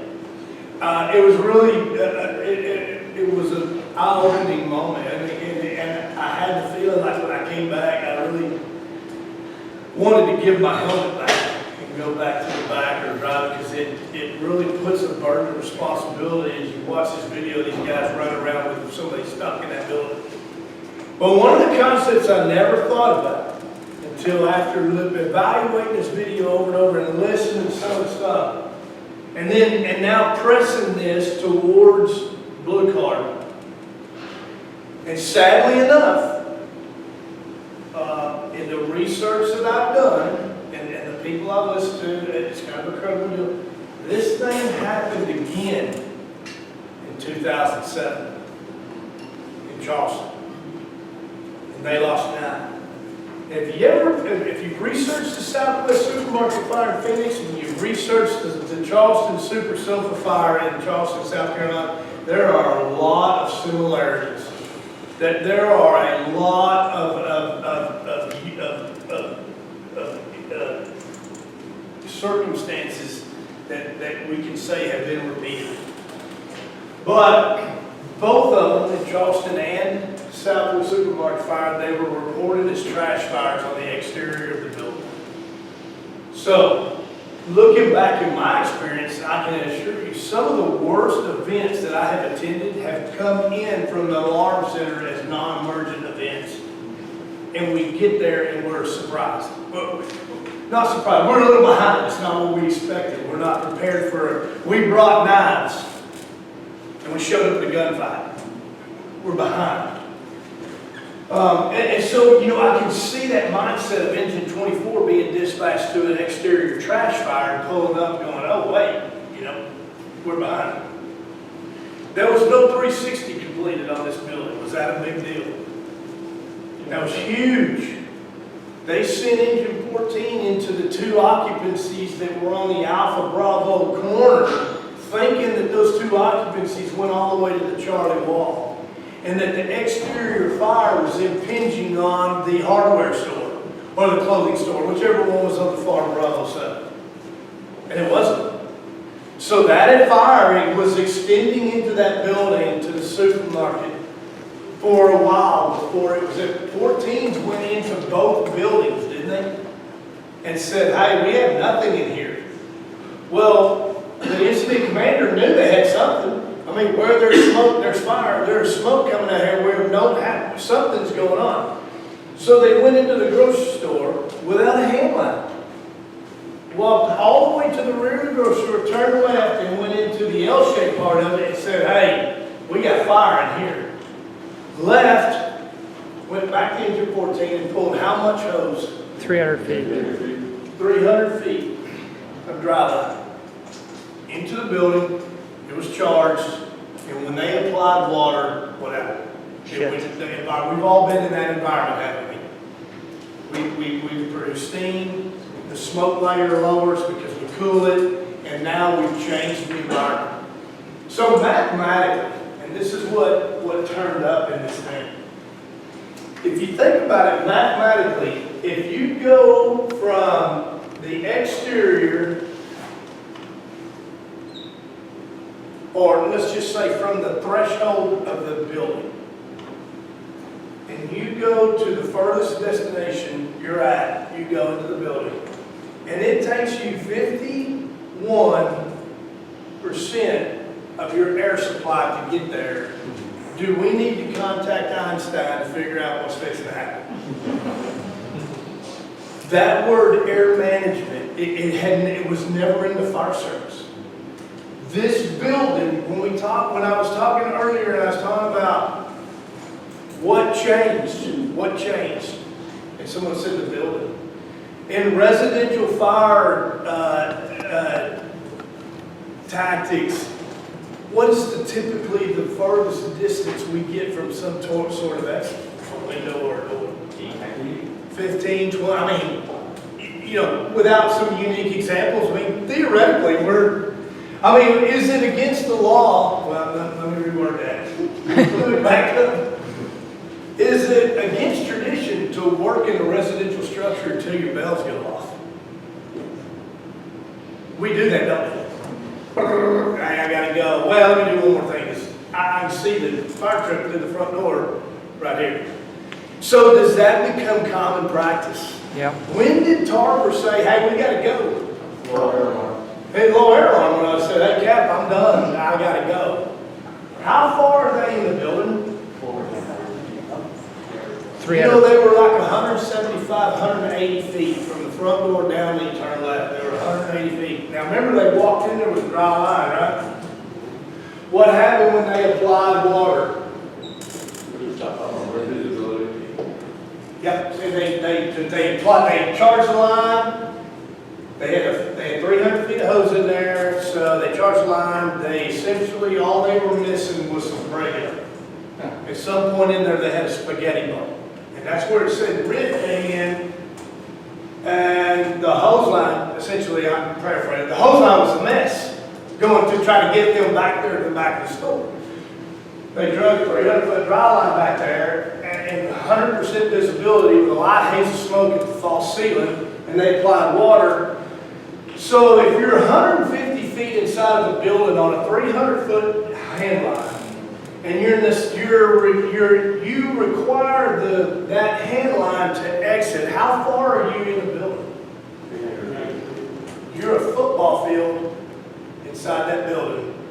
If you have to use that hand line to find your means of egress, that means following all the loops, going around, overshoot, however you got to do it. You may only be 150 feet from front door to where you're standing. But if you're dependent on the hose line, you are now a football field inside of that building with your Vivo alert going off. We've got a recipe for a huge problem. We are now into a strategic problem in which we are dependent on Air. luck. Air would be tasked if we need something very lucky to happen real quick, and guess what? It didn't on this deal. The luck came that there wasn't 16 other people in here with them that they were trying to get out. So just simple mathematics say I'm the football field inside with I went 51% over what it takes me to get there. Were they stupid? Would we have done it? Who could have fell right into this false? I'm telling you, when I came home, I wanted to give my helmet back. This was an eye-opening deal for us. And what changed? The building.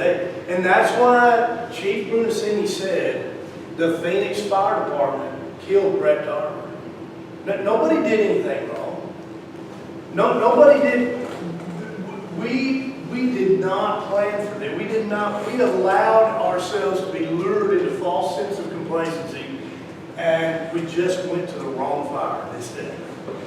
And all the holes in the Swiss cheese lined up, and here we go. We had a problem. So the air management. So what happened was Tarver called the Mayday. They exited the building, and it doesn't really do a very from what Nick and John have told me about all this, and we've talked about this so many times. Tarver did not call a Mayday until his crew had exited. So he gets bumped off, him and another firefighter, and the captain and the driver continue to exit. And they got reoriented for a minute, and then got up, thought they were going in the way to get out, and they were going the wrong way. They were actually going to the back of the grocery store. And then they realized that they were in trouble, and that's when they declared a Mayday. But the captain and the driver had already exited. Matter of fact, they said that when they left the building, they continued to follow the hose line right up into the transverse bed because all the visibility in the alpha side was obscured by the lane smoke. So they didn't know they were out of the building until they ran into the fire truck. So the captain and the engineer are out, they go out to get out of smoke, and then the Mayday is declared, and of course, what's the first thing everybody says? Who's got a par? Par. You go to listen to San Antonio, there's a Mayday call. What's the first thing the incident commander says? Who called a Mayday? Who is that? Same deal here, par. Engine 14's captain reports to command, I have a par. It says in the video, Tarver heard the radio traffic and more aggressively called and he needed trouble. His captain just declared they're all out of the building. And Tarver's not. When that Mayday came in, crews that had been operating in the building who had stepped out because Tarver's declare for help was also accented by the fact that the incident commander was transitioning strategies. Wanted everybody out of the building. They were going defensive, and Tarver reminded them using some pretty interesting language that he was still in the building and needed help. When that call came in, people who had exited the building put their masks right back on and went right back in the building. And they found Tarver. They had him, and they ran out of air because they went back in with a half a bottle or more because they had been working in there. They had no crews really ready. So as the RIT went in, they found Tarver. He had removed his mask and he was breathing smoke and he started fighting. And he literally fought. And he was a football player, 260 pounds, bench, he just won. He won the fight that ended up costing the deal, the problem. Hose line was the best. Once Tarver lost consciousness, they got a hold of him. They couldn't get him out of the building. He was so big. They said he was like nailed to the concrete, and they couldn't get him out. So they RIT in all of their heroism and capabilities were short on the equipment. They had never trained it. That's what they were talking about. You know, we never really trained this concept of really trying to get someone who is out like that, and it cost them. They had 12 other Maydays, and then they finally built a rescue sector, and they had 2 entry points. They had an entry point on the Bravo Charlie corner where the original fire come in. So they finally got the power company, DC, de-energized their power equipment, and they made that an entry for there. And then they had one on the Alpha side. Well, they're calling rescue sector. They got multiple people answering. They had a huge communication mess, not knowing who's in charge of what and who's talking to who. They lost control of that. There's a lot of other things in there, and when and if you've been through the Blue Card IC, or if you ever go through there, you can see a lot of this stuff in here was built around the events that took place there to shore those voids up in the system, to be sure, to try to prevent it from happening.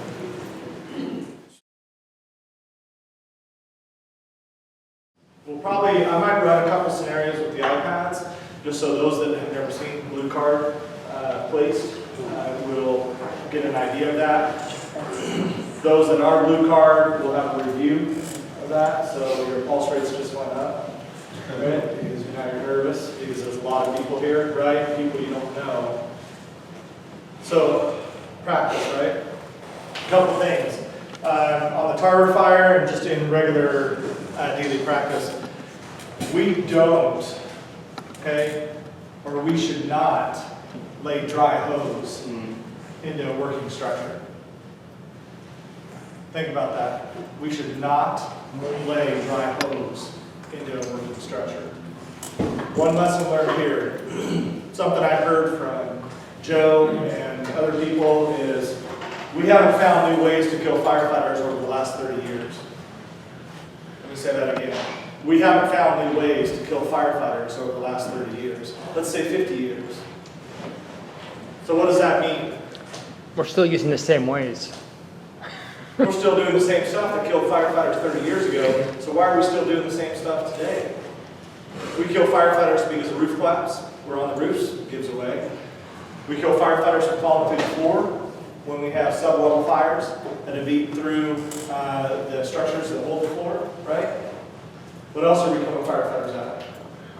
Flashovers, going into buildings that we shouldn't be entering because we're not reading the smoke right. Okay? So we haven't found any ways to kill firefighters. We're still killing ourselves the same way we did 30 years ago. And that's a problem when you think about it. That means we don't watch these videos enough and we don't learn from what is killing our firefighters, especially in Mayday circumstances.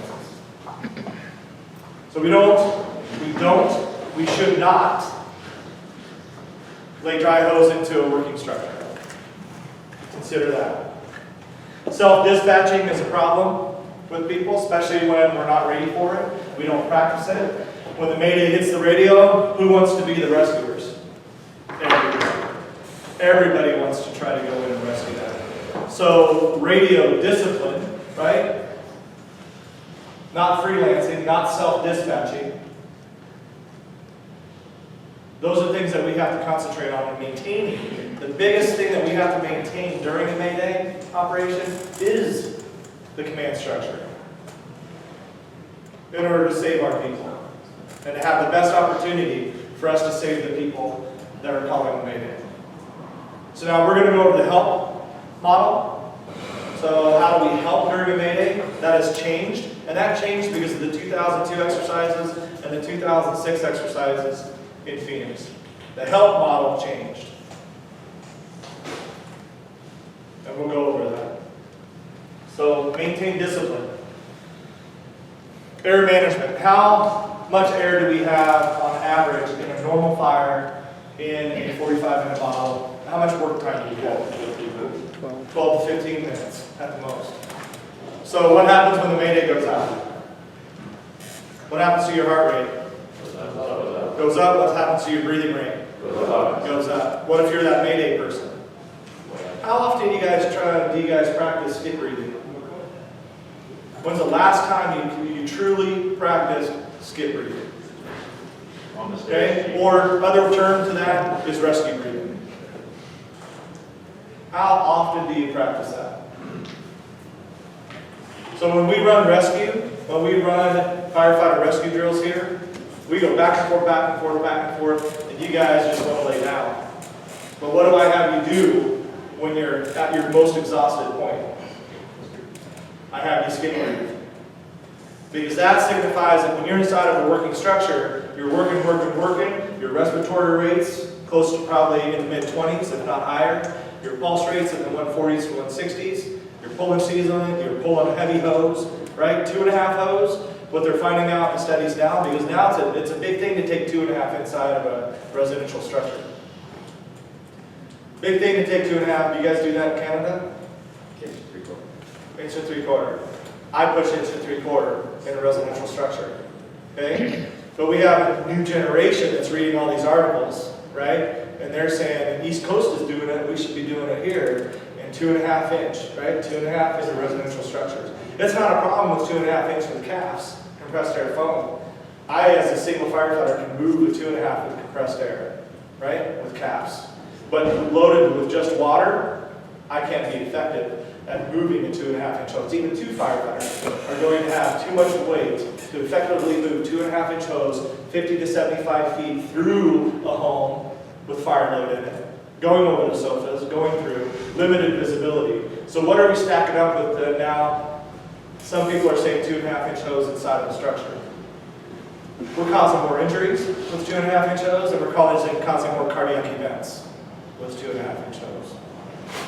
So think about it. Inch and 3/4 smoothbore, how many gallons a minute are we putting out with inch and 3/4 smoothbore? Depending on the tip, 180 gallons a minute, okay, with smoothbore tips, average. What tips do we carry? 15, 16, and 7/8? Inch and 1/8, 15 and So 7/8. inch and 1/8 is pretty big, right? But the attack lines we have now, 15, 16, 15 and and 7/8. 15, 16 and 7/8. Okay, that's not the same, right? Nope. Because I suck at it. No, two different tapes, two different. I have to have a measuring tape with everything, you know, the measuring tape is for stupid people. Yeah. I have, it has to label it. I have a tape that labels all the little slashes. Otherwise, Oh, I saw something. that hurt. Funny here about not being able to read a tape. That hurt. That hurt. I'm just trying to be honest with you guys. So I suck, and have me build a home, it'll be the leaning tower, it'll be new construction mode, right? Because there won't be a square wall if I have to build something. So we got to figure out, you know, what are we doing, why are we doing it, right? Big things, why are we in, right? Those are all decisions. And a lot of times, even still today, a lot of us start at the IEP when we show up because we don't think about the flawed raw center, the critical fireground factors. We don't look at the smoke conditions. We're not able to, even especially young officers, okay, unless they've had really good, strong, you know, credentialing and education by their command staff or officers before them. We arrive at that IAP today. And we don't really take a look at the building. We don't take that in, we don't report, our Rolodex isn't able to process what we're seeing, and we just go with offensive or defensive. Sometimes we don't even do the risk versus benefit, right? So critical fireground factors, then where do we go? What do we do next? Risk benefit. Okay, risk benefit, go, no go, right? Then if it's a go, or we pick the defensive, offensive, we pick the strategy, that works into an IAP, right? And then that goes back to tactics. But all of that's in your initial radio report that we're trained to give. But we give our initial radio report, right? But we just don't say it. We know what we're saying, we understand what we're saying, and we're not saying it just because it's something we practice, and that's what we're supposed to say. So down in Ferndale, I'm a firefighter paramedic, right? And I'm showing up on, how many fires, Lieutenant? 3 or 4. 3. On a medic unit. On a medic unit. Does the medic unit have water? IV bags. Yeah.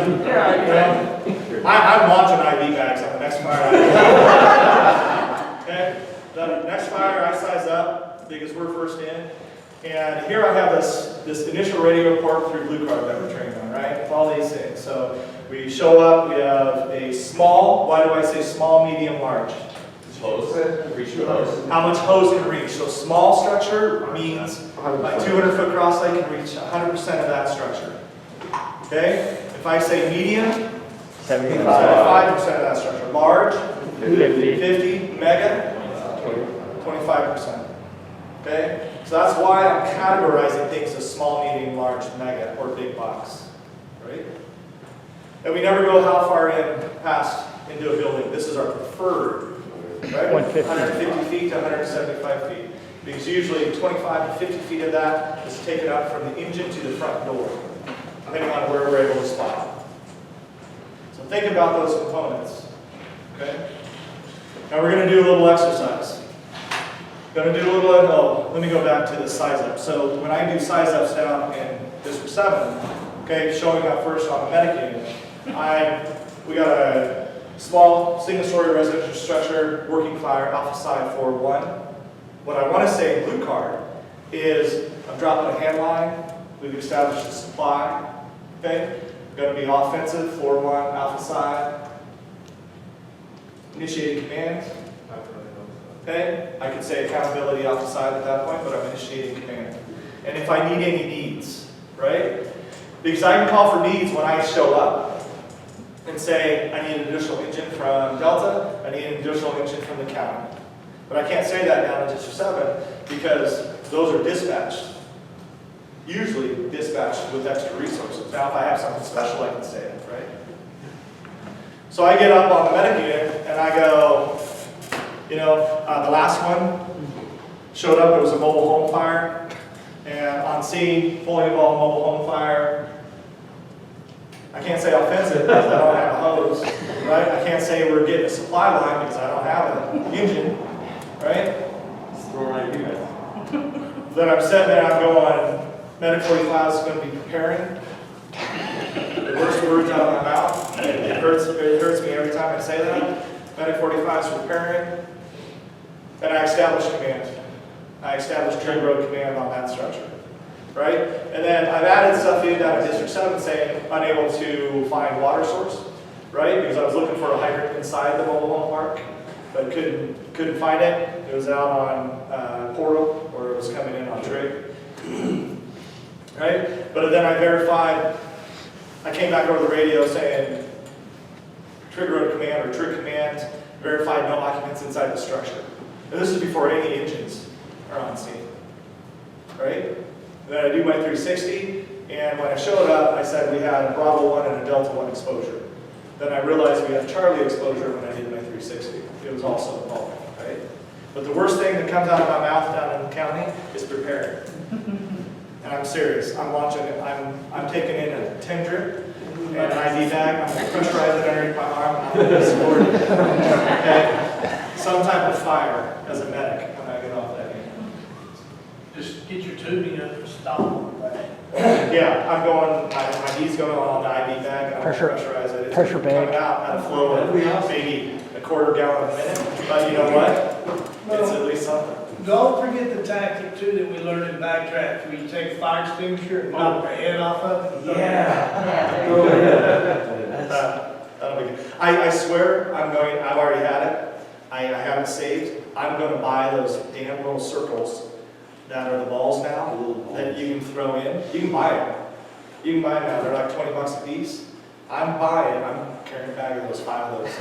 Put them in a box because if they go off. Yeah, I'm going to start carrying those, and I'm going to start launching those into the building. Okay, when I arrive. So I'll still be in preparing mode, launching little fireballs. Right? Have you seen those? They're cool. Yeah, they're back. They're old school. We had one of the old ones, one at Station 41, right? In the case there. I think we have one of the metal ones. But now they have smiley faces on and stuff. You know, they can get it. And they show videos where a guy's holding it in his hands and it explodes and doesn't, hurt him. But it explodes, and what it does is it puts chemical. Dry can down in the ring. Oh my gosh, that's so To suppress. But if I can put out a trailer fire before you guys do that is my goal. You'll be pissed. You'll be pissed. Yeah. It is not fair to deprive the engine company of the recreational activity we call firefighting.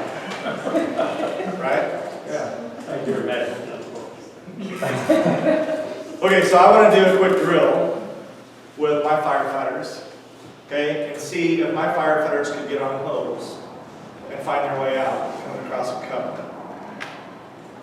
Now everybody's heart rate just went up, right? Because now what happened to your Rolodex in your head? Okay, I got to think about it. And this is without gloves on. Okay, so close your eyes. Okay, so you guys keep your eyes closed. Carson, stop cheating.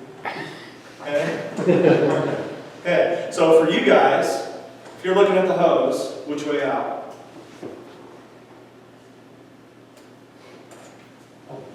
So who says this way? Okay, who says this way? You died twice. That's correct. It's this way. That way. It's this way out. Okay? This way out. Okay, let's see how they do. Okay, Ansky's first.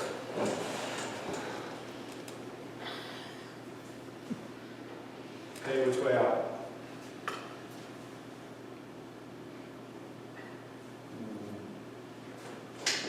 You can't do that.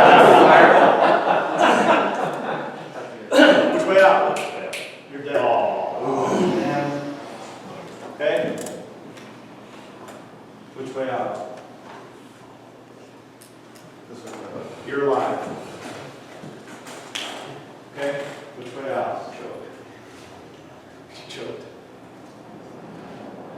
You're alive. Okay? So how do we learn that? Okay, everybody look up here. How do we learn it? Okay, so you come across smooth first, and you have lugs on the other side. Which way are you going? You're going to the lugs. Okay? Follow the side that ends in lugs, and then you have hose. Now this is going to be filled with water, right? But with gloves on, you got to be able to feel the texture that this is hose. These are lugs right next to the hose. So lug right next to the hose, you go this way. Lugs lead out. Okay? This is a simple 5-minute exercise with your crew, right? That we definitely don't do. Oh, we're career, right? We're career firefighters, and I've been career for 26 years now, right? 26th year this year. November 7th is my hire date back in 1994. So, we'll see, right? But we don't practice this, right? We don't practice this, and we need to. Just 5-minute drill. Put down an hour of training. Okay, I'm not talking about okay, but, 5-minute drill. 5-minute drill, and it can save your lives. And what we're finding is, what happened in the supermarket fire? They got on the hose and made what? Long way. And they got how many feet of hose to follow? 300. 300 feet, yet they're only 150 feet inside the structure. So the best things we can do is not put our people inside of a structure that they have to call a Mayday. We shouldn't put you into circumstances that is unattainable, even for us in our special gear.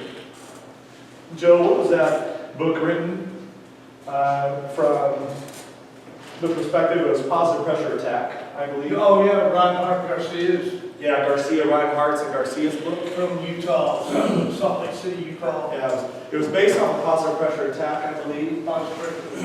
And what they were doing is they were doing positive pressure attack. They would find people, right, inside of structures and alive, but by the time they were outside, they were doing CPR on them. And they couldn't figure it out, right? Well, we want to, if we find somebody inside of a room, let's say the fire's over here, but the room is that office, and we have people behind that door, and they're okay, we want to leave them, right? For a time being. Because fire's over here, they're okay over here. Because how long does it take for the atmosphere to equalize once we open that door? About 30 seconds. Less than 2 minutes? I think it's less than 2 minutes. Whoever just said that. Yeah, less than 2 minutes. So here's the ideal H room, right? Here's the ideal H. Well, what happened in that book? down in Utah is what they were finding is they're opening that door, equalizing the areas out, bringing the people through the IDLH, through to the alpha side or front door, right? Which is the IDLH area that took us special gear to get through and still to be inside of. Okay, so my guys should know this. What are the 3 survivable areas? Temperature has to be less than what? 250 degrees to be survivable. For anybody inside that compartment that doesn't have our special gear. Okay? It has to be less than 250 degrees. Oxygen has to be above what? 12.5% to be a survivable area for somebody that's trapped inside of a building. And carbon monoxide levels have to be below 5,000 to be survivable inside that building. So when I was with Kansas City in 1999 Christmas time, Kansas City, Keokuk, and I think Worcester 6 all happened within 1999, I want to say. Right around the same, or no, sorry. Kansas City, did I say Keokuk, Iowa? Yeah, Keokuk, Iowa, and Worcester 6. I'm pretty sure all 3 of those happened around 1999. I was on Kansas City, Missouri. Our battalion chief died inside of a commercial structure that was a paper warehouse. So something that Joe has really pointed out is who owned the supermarket store when they first showed up. Insurance company. Before they even went in. Who owned everything in that store? Insurance company. Probably insurance. Now the smoke was high, but once they hit it and everything banked down the floor, now who owns it? Insurance. Definitely insurance, because everything inside that building is going to be what? Toast. Replaced. It's smoke damaged, everything's going to be replaced inside that structure. So normally in big box structures like that, they bulldoze everything out and they have to replace everything because they can't leave something inside or sell something that was smoke damaged, right? Like Kmart, where they got five tractor trailers just waiting to go. Yeah, right? So in Kansas City, the general alarm went out. We went to a general alarm on that, meaning we had 36 fire stations, right? At the time I was there, and every station got woke up. And we had to put a man on watch, or a firefighter on watch. So I was on Rescue 7 at the time. I was the engineer on Rescue 7, and our jobs were RIT, high angle, low angle, extrication, right? That was our qualities that we had. We were on a medium duty rescue. The heavy duty rescues were already involved. We sent 6 teams in to try to find one person, and we didn't have RITs. We had RIT, but we didn't have TICs, thermal imagers at the time. So we call this general alarm, which is past our 9th alarm, okay, in Kansas City at the time. So everybody was involved. Now we got surrounding districts involved, cities and everything else. And we had to call in, I think, a Kansas department because it was right around state line area that this happened down in the commercial area downtown. We had to call in a neighboring department with thermals because we didn't have them. So we've sent 6 teams in of the firefighters, right? What do we consider RIT teams to be? Superhuman. We consider them to be superhuman, but they're a team of firefighters just like me, set up and asked to do superhuman things sometimes with the same air supply that I had. That took me to get, half of my air supply to get back to where we were and half back. So if things have fallen and everything else, how do you think the RIT team's going to be efficient getting back to where they need to go to rescue somebody? They're probably going to burn through more air getting back there because now they don't know the area. At least I knew the area that we were in. So we sent 6 teams in, 4 teams came out, dragging one of their own because they ran out of air. They pushed themselves too far in, trying to find one of our own, right? And that's firefighters' nature. We've got to go find, we've got to go find, we've got to go find. So he ended up dying, took his mask off. For years, we listened to the radio communication in our training, stuff like that. We could tell his carbon monoxide level was getting high, right? Because he started getting confused, right? Everything became confused. So radio communication stopped before we got the tick from our neighboring organization. Got the tick, and it was the bay doors, right, on the back of the Walmart where they offload everything into the area. But this had pallets of paper, the huge rolls, of paper stacked up. Everything was clear, just like the supermarket fire. Everything was clear. Once they hit the fire, what happened to the thermal? Dropped. Went straight to the floor. Zero visibility at that time. Our battalion chief was interior sector, okay? And he had his SCBA on, everything like that, but he was interior sector. And he said, evacuate. And he got displaced from the crew and got lost, couldn't find the hose. So when the tip got there, from the door, from the access door, we saw him perfectly, 150 feet straight back. Visible, everything. And 6 search teams missed him. Okay? 6 search teams missed him. What did we learn from that? Ticks work. Ticks works. Yep, within a month we had 10 on the organization. Yep, the city came up with the money, final. The city came up with the money to buy ticks. And they were huge, right? They were huge at that time. Big ticks. But what did we learn? Doing household tactics on commercial structures. Yeah, residential tactics on commercial structures don't work. Right? We have to have different tactics, different IAPs on commercial structures. We're not superhuman. We're not superhuman, right? Just because your career doesn't mean you're capable.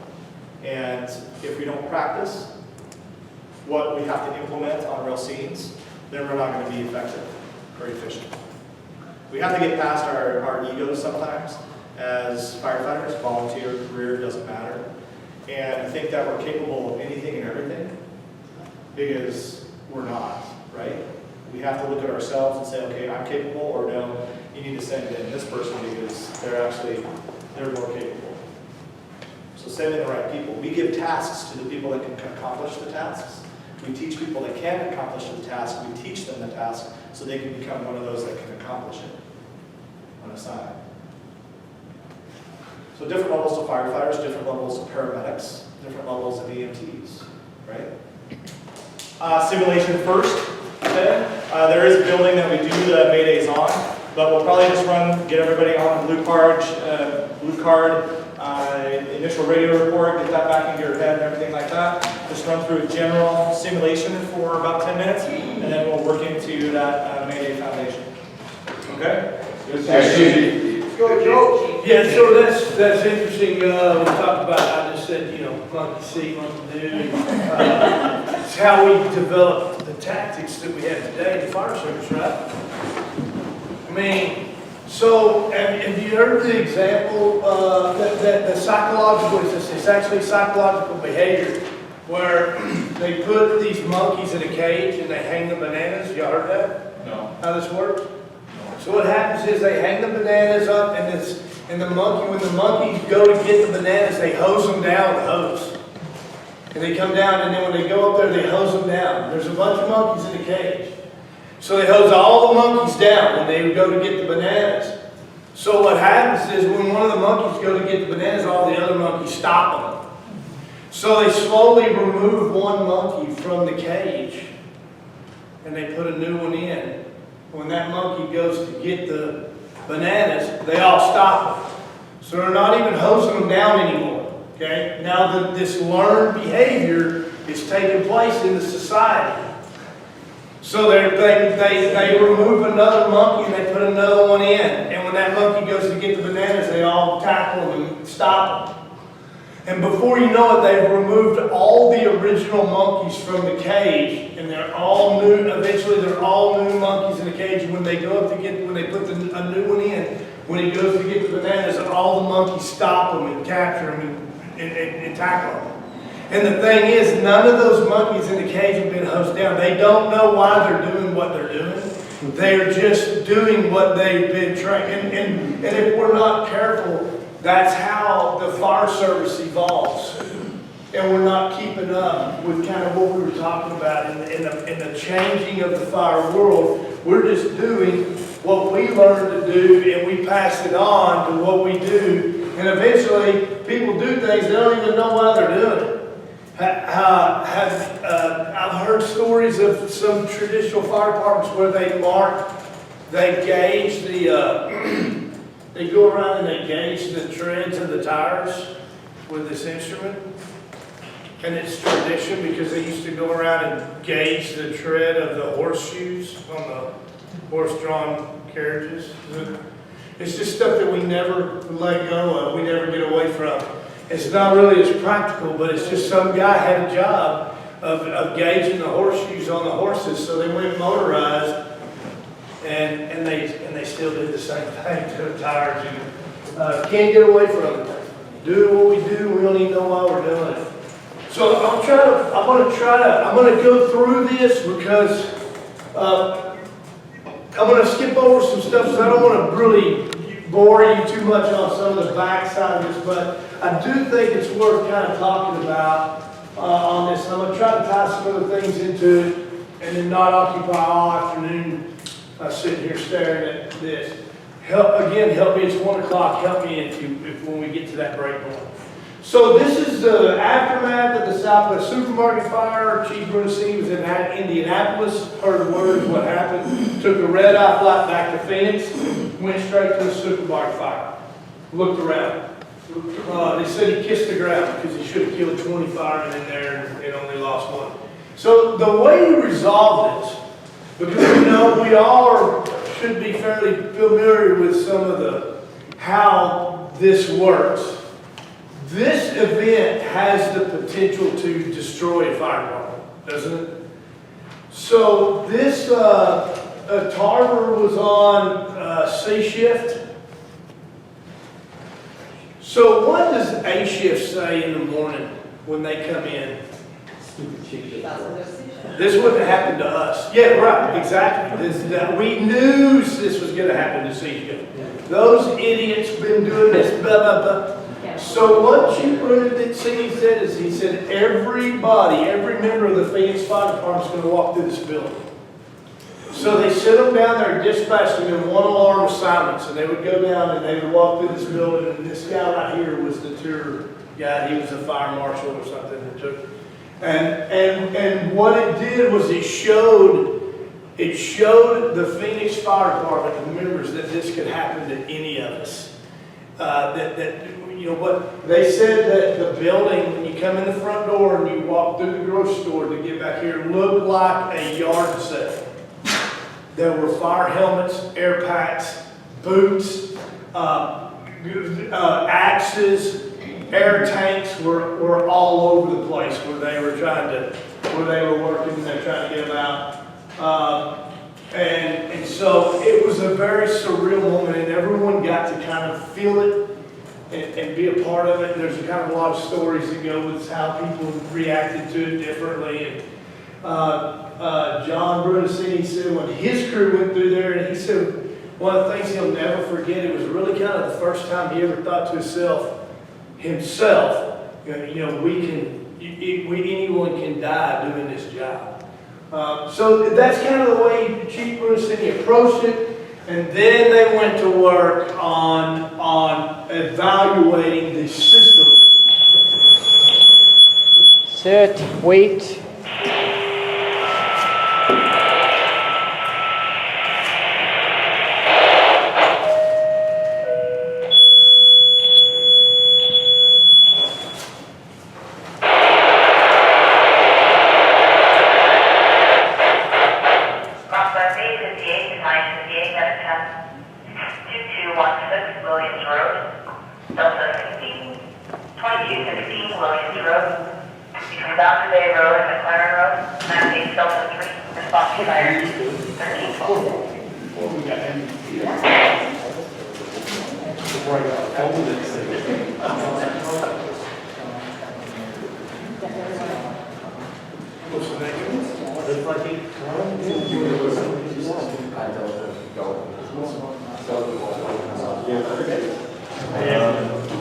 One of us would probably jump in with Gallagher now. I'll see what he's on the road. How many of you guys are involved? How many of you guys are involved? I'm not Go ahead. Just continue. Okay. So then we move forward into evaluating the system. What failed? What happened? what went wrong. So they broke up into committees. They had the investigation of the incident itself, and then they looked into the equipment. That what better equipment do we have, and what can we build up to help extricate down firefighters, locate down firefighters, and so on and so forth. Then they implemented a training program, and then they reevaluated and revised their processes and procedures. So the equipment, they came out, this little rope came out, they tried all kinds of different stuff, and they found that this simple rope was the best way to, you could carry it on your person without it being bulky or disruptive, and it was a simplistic way of being able to kind of harness somebody and drag them out. What's that black part there? I'm sorry? What's that black part there? That's where they united both ends of the rope, kind of it made a handle. Okay. But that was one piece of rope, and they brought it into a loop. And then this was just created by one of the guys on shift. They tried all kinds of different stuff, and they were really surprised that the best tool, the best thing they found to do this was not a commercial product that they had to buy. It was really a simple piece of rope, and they put a bunch of them together and issued them out. They were able to carry them on their hip, in their side pocket, and that seemed to be what. They remodified the rib bag, adding a transfill bag, because the air management became the big issue here. And so they did these drills, okay? And I remember this. They came out, they did these RIT drills, and they put out their statistics, put out their numbers. And I remember this. Fort Worth Fire Department says that is ridiculous. They pay too much attention to firefighter safety and all this ridiculous command and control. We can beat that. So the Fort Worth Fire Department put on their own RIT drills about a little after this, and they mirrored the same statistics that Phoenix came out with. My understanding, I didn't know this, but I was teaching this one time, and somebody said Seattle did the same thing, and kind of mirrored the same statistics. It became kind of, again, once you control the variables, everything, you get the same answers every time. You got to kind of put some validity in it, So this is just kind of how they built the drills up. And what they did was they took they had a normal operation. They had interior crews working, and at about 14 minutes or so into the exercise, they drew a crew member off of the crew and had them declare Mayday.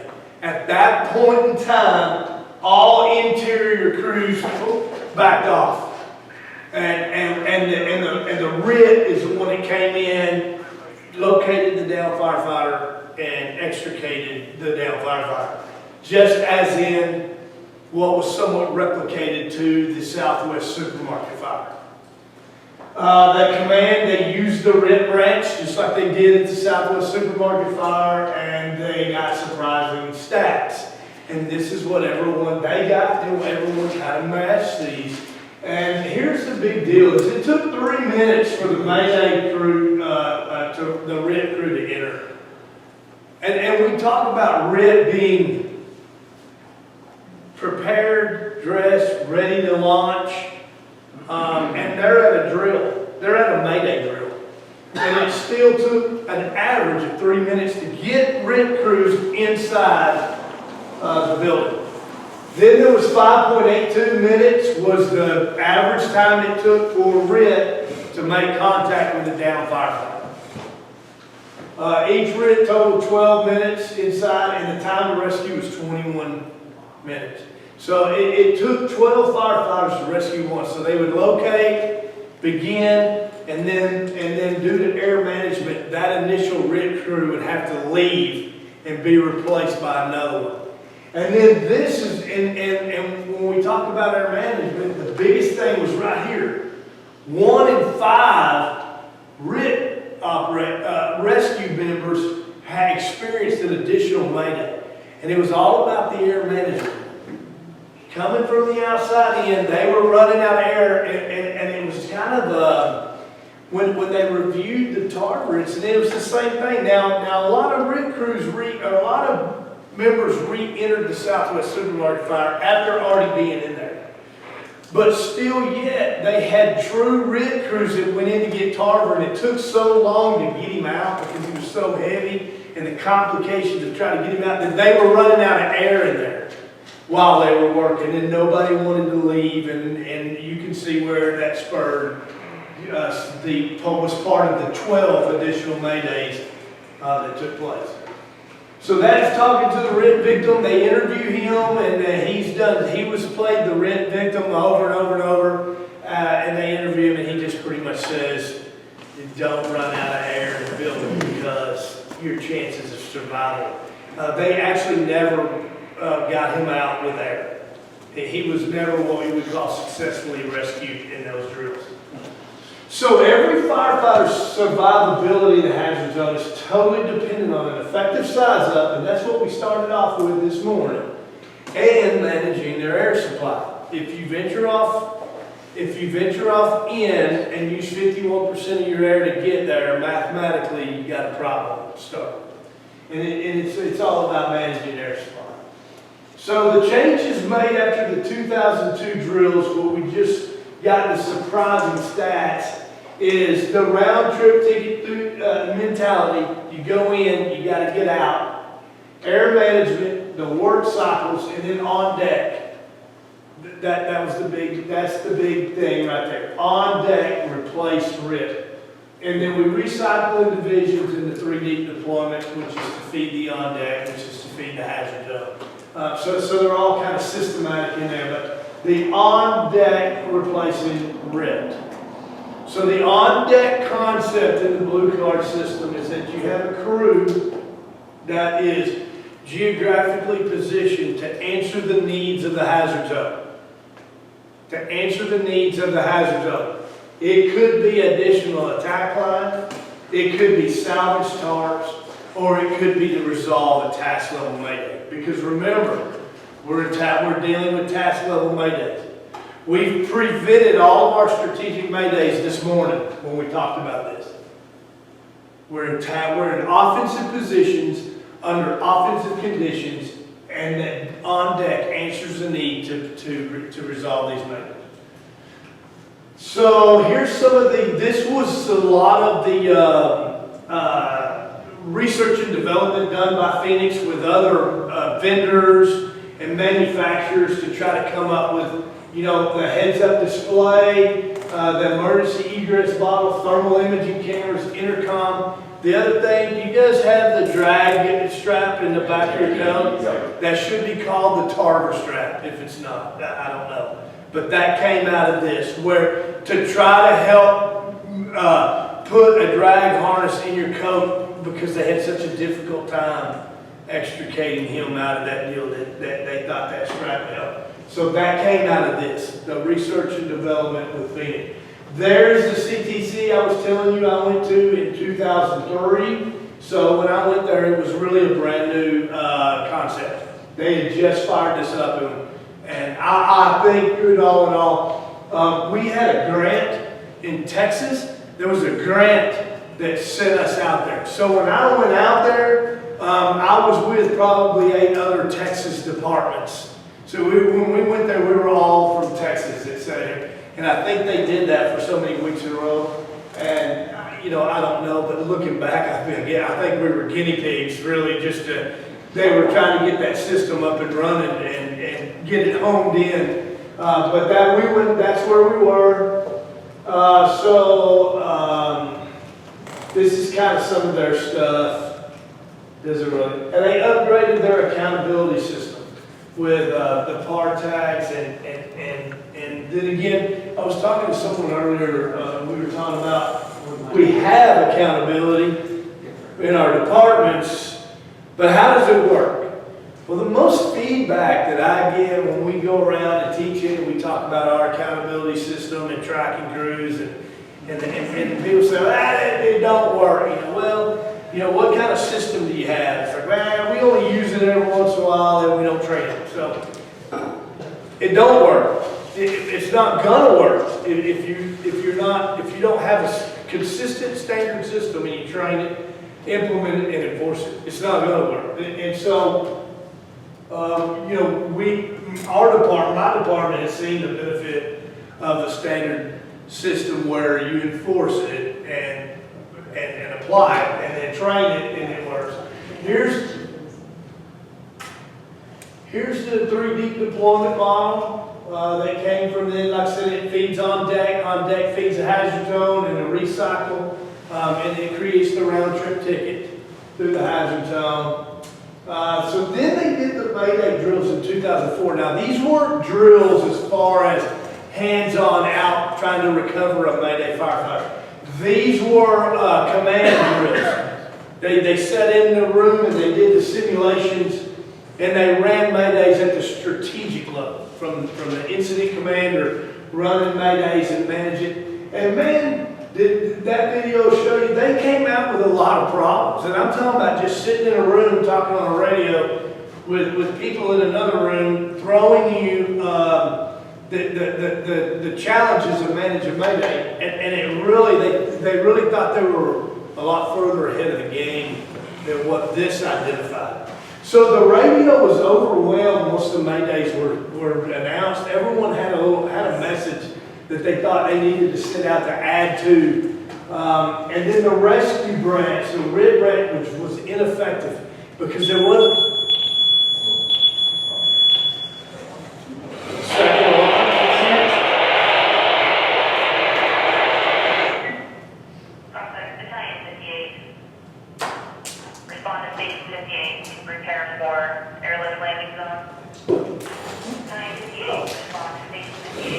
Yes, sir. You were saying that, like, when this occurred, that like non-essential road traffic was like what percentage? A large percentage, like what the video says. Yeah, of impertinent traffic. Yeah, Radio non-essential. Non-essential, yeah. Just everyone had a message that they thought. And then, you know, and haven't we all been there, really? I mean, when you really review, if you ever pull the audio tape and you sit and listen to it, it's like, you know, why did I say that? It seemed like...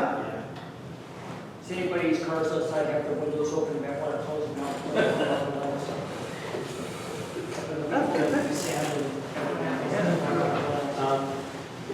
Yeah, you just listen to it and say, why did I say that?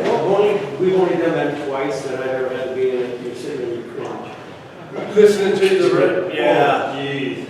Yeah. And that's what, you know, when we train through Blue Card, through the simulations and everything, you know, we push that radio discipline. And so what ends up, the way we do it is we identify radio traffic. So you have CAN report, status changes, priority traffic, roof report, right? And so if your transmission does not fit in one of those, by pulling radio tapes and listening and reviewing comms, typically if it doesn't fit in one of those, it's non-pertinent radio traffic. It's not, it's good news reporting, or, you know, it's like ladder 46, go to the Charlie side of the building, raise your aerial and give me a roof report. And then before you know it, you hear, command from 46 ladder, go. We're on the Charlie side, we're setting our outriggers, we're raising our ladder. See, that didn't mean, I mean, there's nothing to that, right? And so that's what we hear, this non-essential radio traffic, where people are really, what they're doing is they're updating their progress out loud.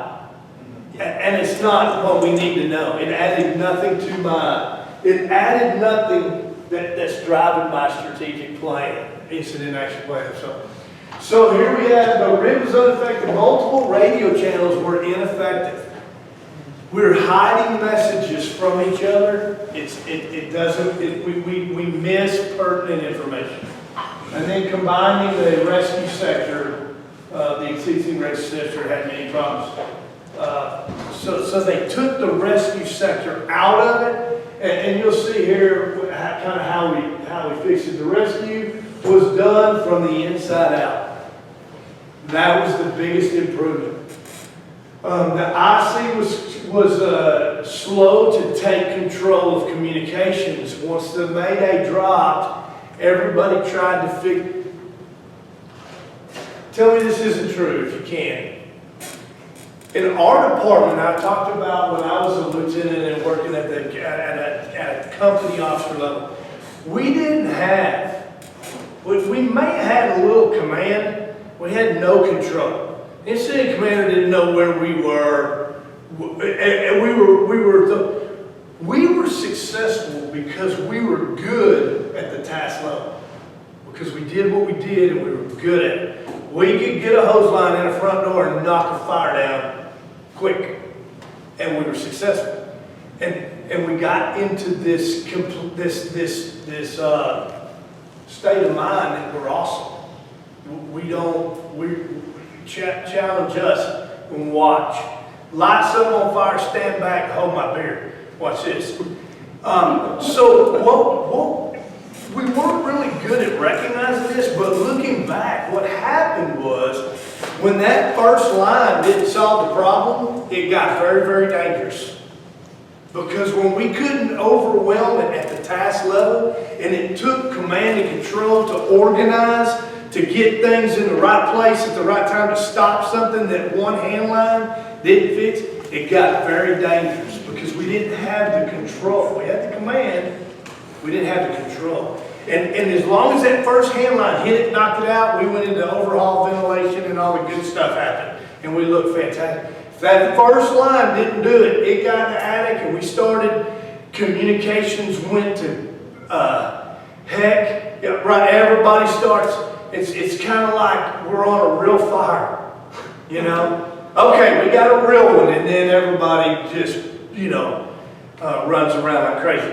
And that's kind of what happened here, is IC was slow to take control of communications because it was overwhelming at the task level. Everybody tried to work to fix what they knew needed to be fixed. And they'd been trained on how to do it, so they just launched, and they took over, and the communications were between us and us.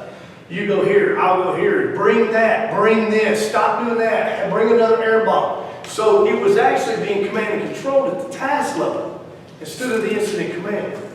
So then with that, the more out of balance the freelancing got, because the task level is running the event. Command sitting out there saying what? How many times we heard this? Let me know what's going on. Somebody let me know what is going on. Is that not the truth, right? And that's what happens. If the chart gets flipped upside down, all the decisions are made strategically. Tactically, they're supposed to be made at task level positions, right? But strategically, the decisions are being made down at the bottom. And command is the tail. And the task level becomes the dog. And that's what they know. It flipped. It wasn't working. So again, everything must be going good before the Mayday occurs so that there's a quick and fast resolution to it, because it's just like I was giving the example. If we're fighting fire, if we knock it out, put it out, and fix it, it goes well.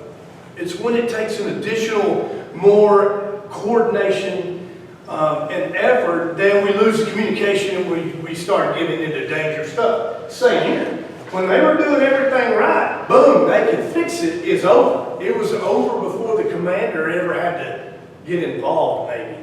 But if this wasn't going well, and we had what we like to call organized chaos, we only put organized in there to make us feel better. It is chaos. And then this gets disrupted because we're already off kilter. And then we don't have a solid system to recover and get going. So the changes after that is the rescue branch was eliminated, moving on deck, and the all communication stayed on one channel. And then instead of running a RIT sector or a rescue sector, they just put officers in division roles.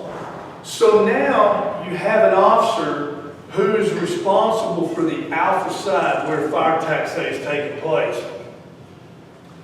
A mayday occurs in there, task level, of course, because we prevented strategic here. The needs are managed right there intimately in that geographical area. Who is to better know what is going on the Alpha side? But Alpha, you know what you need.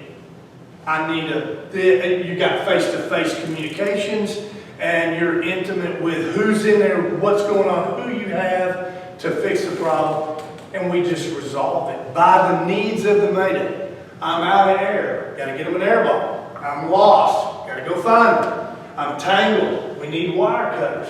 I fell off of a stairwell, my leg won't work. We need a Stokes basket, right?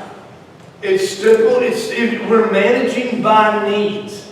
That's all we got to do, and we got somebody there. So we don't create a special branch. We don't rename anybody. We don't make anything up that we don't need to make up to make the incident more complicated. So the help order was implemented, and this is what. So let's get here, right? Because we're going to see this again. There's the help order, and I can go back, but. So then they came up, this was after the 2004 drills, they made those changes and then they pressed them in the 2006 drill. And essentially what they did was they had the firefighter on the first 3 units was assigned to Mayday. This is where I apologize. This is where they escorted them in 40 feet and they let them go. So they gave them an objective as fire control and all this. There was no Mayday objective given to the crews during the drill. So this is when they waited about 14 minutes into the incident, and they pulled a crew member off without telling anybody. They pulled them off and they put them in a position and said, okay, you're a down firefighter, don't say a word. And so they let the crews realized that they were missing a member. And it took about 2 minutes and 30 seconds on average for the company officer and the crew to realize he's gone. Yeah, hold on a minute. So the crew declares a Mayday, and at that point in the drill, whenever the crew declares a Mayday, the skip was over. Whatever happens, happens. They have on deck come in, they pick them up, throw them over their shoulder, and take them out, they stop the clock. If the interior crew found them, they picked them up, throw them over their shoulder, they'd stop, take them out. Whenever the down firefighter was out, they stopped the clock. And they didn't care how you got them out. They didn't care who got them out. Remember the 2002 drills when they declared a Mayday, all interior crews had to stop. The rescue had to come in from the RIT. So they allowed it to go unskidded at this point. So here was the difference. 0 Mayday firefighters ran out of air. Once they called a Mayday, they were found and they were pulled out. They didn't have to wait 3 minutes for RIT to make entry, 5.8 minutes to find them, and then it took 12 to rescue one. The time to locate the firefighter was average 4 minutes. At 3 minutes, RIT was just making entry into the building. It took 9 firefighters to rescue one. And there were 12 additional Maydays throughout the entire drill. Remember, we were getting 1 out of 5. And now we got 12 additional Maydays out of the entire drill. That's kind of just how here it is. The original company, now remember the Mayday firefighter in the drill could not save himself. You were down. We took that away from you, right? And we said, and so the original company he was working with found 60% of the time and removed them. 20% of the time, other interior working crews found the down firefighter. He's down, laid still, past device goes off. Somebody says, hey, it's over here. And the interior crew somewhere. That another interior crew working in the hazard zone found and removed them. And 20% on deck crews were called in to be involved in rescuing the a down firefighter. So let me get to 12 additional Maydays out of 25 drills. John, so one company, all this stuff, when John talks about it, he's like, does everybody have that engine 65A shift? That was the majority of, they really skewed the stats a little bit. Just a few engine companies that didn't practice, weren't well trained, weren't well supervised, and we all know, we all had those. We know who they are. So here's what we're trying to get. In 2002, this was the statistics compared to 2006. So when we had 1 in 5 Maydays, they added 1,000 additional Maydays over all of them drills that they performed. In 2006, when we allowed the rescue to take place from the inside out, there was 12 additional Maydays in all the drills. 0 firefighters ran out of air. This is 80%, and that's there because the guy in the video we didn't watch, the guy that played the victim, he said, they never got me out of there. He was having to pull his mask away from his face to get air. It never got out. 11 minutes to locate them, 4 minutes to locate them. 21 minutes was the average rescue time, 12 minutes. Average rescue time. 12 firefighters needed to be extricated, 9 to save 1, where it was 12 to save 1. 1 in 5 and 1 in 100. So the statistics were just overwhelmingly against the RIT concept of the rescue taking place from the outside. And you know, in my experience in teaching blue card, where we get some of the resistance to this is that people feel like blue card is just trying to change up processes to sell new textbooks. But it was over. They did this in 2002. Then they went through the 2004 strategic Mayday drills, and then they went and applied what they changed, and the statistics dropped significantly. From the on-deck concept with the rescue taking place from the inside out. It's really the biggest 2 changes. And then when you do that, when you have that implemented like that, you don't have to change radio channels. So we were in San Antonio, and they had a line of duty death, pretty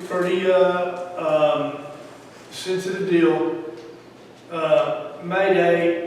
I know these guys personally. I want to play y'all the audio for it. There's some information in there that I'd like to point. But I know these guys personally. I can recognize their voices on the radio. But I asked them. I said, "So what's y'all's Mayday policy?"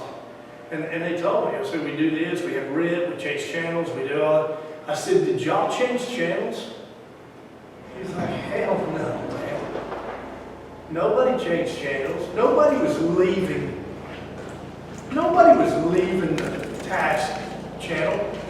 It's ludicrous. We're not leaving. So they even acknowledged that their own policy didn't work. It wasn't what would fit."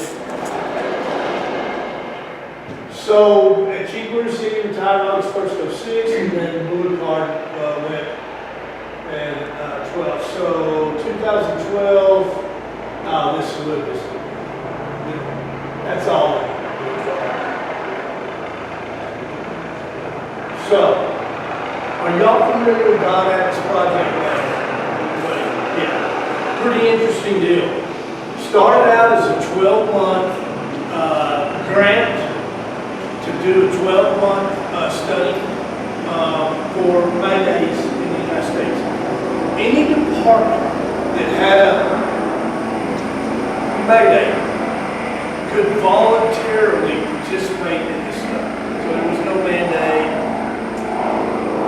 And so he starts getting these Maydays, and at one point, then it goes 12 months, and it's so interesting and successful, they extend it to 18 months, and it's never quit. It's still going on.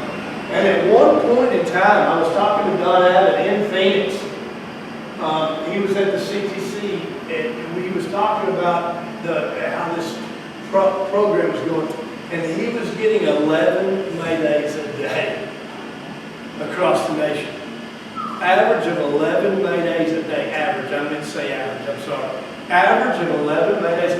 And he figured he's really probably only capturing about 30% of the nation was participating because it's a volunteer system.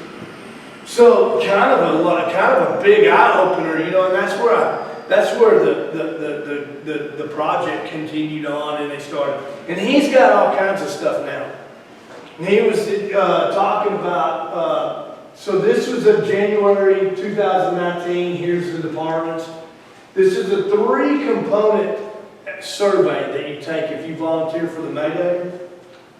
The first, if you have a Mayday and you volunteer to participate, the first survey they sent out is really kind of a questionnaire, and it just identifies your department.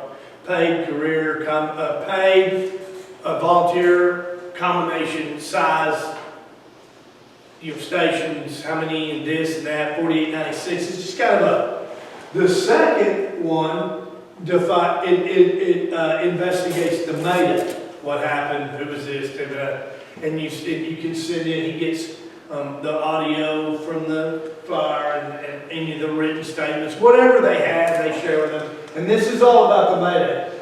Number 3 is it's the post-Mayday. The survey, it has a bunch of questions on what have you done since your Mayday to prevent that Mayday again. And he said the departments drop off because he doesn't know if they've lost interest or if they just haven't made any changes, you know. And you'll see here, there's several departments that have participated in this twice. They're repeat customers. So, do we need a break? We're good. I don't know what time it is. So the percentage of Maydays that he's captured kind of show this percentage. 44% of residential, 40% commercial, 15% apartments. Does that make sense? It really does, doesn't it? Apartments, why do you think apartments host the least amount of Maydays? Smaller. Yeah. Smaller units, right? And we're in 900 square foot deal, close to exits. You know, I mean, so when you look at this, it really kind of starts making sense. So what's the most dangerous occupancy to be in? Residential, isn't it? Except, this is a skewed statistic. So how many residential fires do you go to compared to how many commercial fires we attend? Man, I would say like 95% plus. So of the 5% or less commercial fires we're going to, it's hosting nearly half of our May. So this right here is our target. Why? Well, we kind of talked about it earlier in some of the videos. Fighting commercial structure fires with residential tactics, the recognition of prime decision making, lack of critical fireground evacuation, the fireground factors, the buildings luring us into. We're not good at these, are we?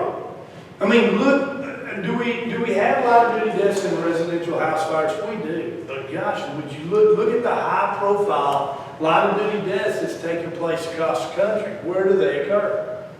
In these commercial buildings. Churches.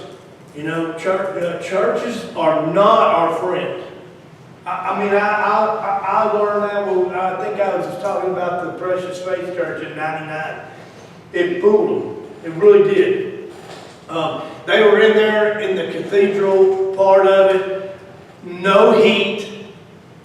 100% visibility at their level. So, as firefighters, when we talk about recognition, prime decision making, we talk about being successful. Where do we set our benchmarks on fire conditions? Residential structure fires, right? So if you go into a residential structure fire and you're standing there and you feel moderate heat on your ears, are you good? I'm good. I'm going. If it gets too hot, what do? Right? And I'm going. So now you go into a commercial building and you feel moderate heat on your ears, what do? You need to leave. Because we went into a residential structure with an 8-foot ceiling. And we got this marker that, hey, we're good. Now I come in here, is the environment different if I'm feeling moderate heat on my ears in this room? We've got to turn the page, don't we? And we forget sometimes to turn that to that page. If I'm feeling this, where am I at? What's the size of this building? If I walk in the front door of Home Depot and I feel moderate heat, there better be a fire right there. If it's back there, we got more problems than what we started with, don't we? And we got to turn that page and get over to the commercial structure fire algorithms and evaluate what's going on. We can't set these markers at what we're always successful at, which is 1-bedroom burnouts. A little bit of heat never scared me. Get down low, get back there. You know, I've been with guys that say, "God, it's hot." I say, "It won't be if you put it out. If you'll put that damn thing out, it'll start cooling off. But you're gonna stand here and cry about it, get out of the way." You know, man, I'm kidding. But you know what I'm saying, though. I mean, it's just we got to turn the page. These mimic these a lot. And they're smaller compartments. We're able to manage them a little better. 85% of dispatch structure fires are detached or multi. They're either a single-family dwelling or multi-unit. Personally, I think it's a lot more than that, depending on where you're stationed, where you're housed. If you're in an industrial district, obviously your commercials are going to bump up some. But if you're in a mixed occupancy, you are going to attend a lot more of these before you do these. So types of Maydays. Lost or separated from hose line. 59% went in without a hose line. It's kind of hard to complain about that, really. I mean, that's it's kind of like your kids, you know, when you say don't touch that stove and it's hot, they touch it, they're mad because they got burned. What the hell did you think was going to happen? I just told you, boy.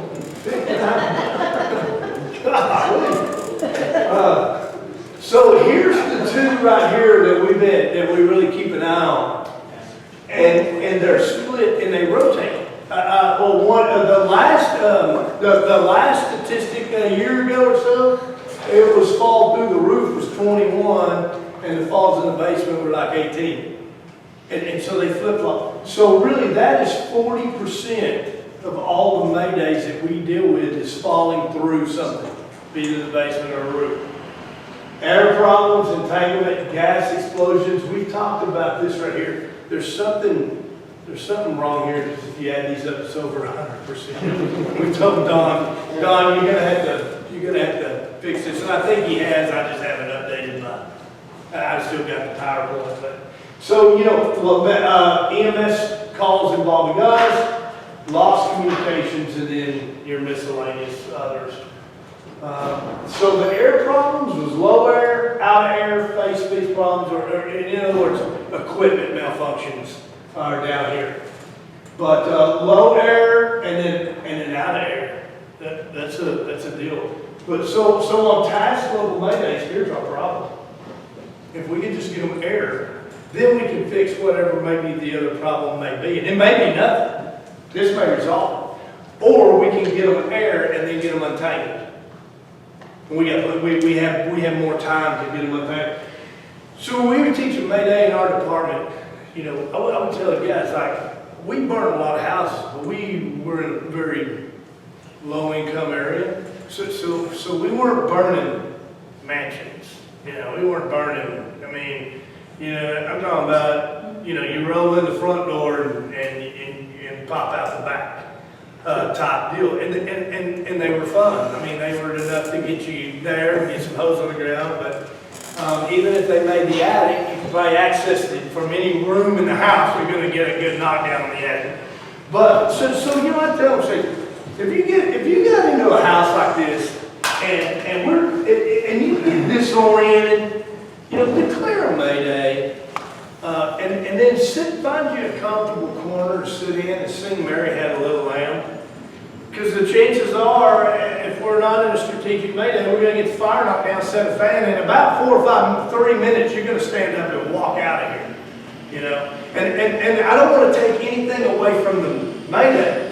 And I don't want to take anything. We coach this out. Believe me, no, we don't want to take anything away from the seriousness of being disoriented in a hazard zone. But we've got the ability to fix this if we can just get a knockdown and get the smoke out and move forward. So with air, we can fix 80% of our air problems that are causing Mayday. So, a couple of interesting statistics here, right? 54% on engines, 45% Maydays come from ladders, and if you're the 7th engine on, you don't have nothing to worry about. Cool. You're good. That's who needs to be taking all the risks. Because that's not going to happen. You're exempt. But it gets kind of interesting from here. Here's another skewed statistic. What's the most dangerous apparatus to be on? Ladder. There's a higher percentage. But how many engines are in service compared to ladders across the nation? 1 in 8? 1 in 10? I mean, I'm making it up, but you see the ratio. So when we're getting nearly half of our Maydays off of ladder companies, but only 10% of all the in-service units across the nation are ladder companies, man, that shoots that statistic way up. Where does it go? Kind of goes back to probably searching without a handline, being on the roof, falling through. So when you see all the high percentage Maydays that we saw back here,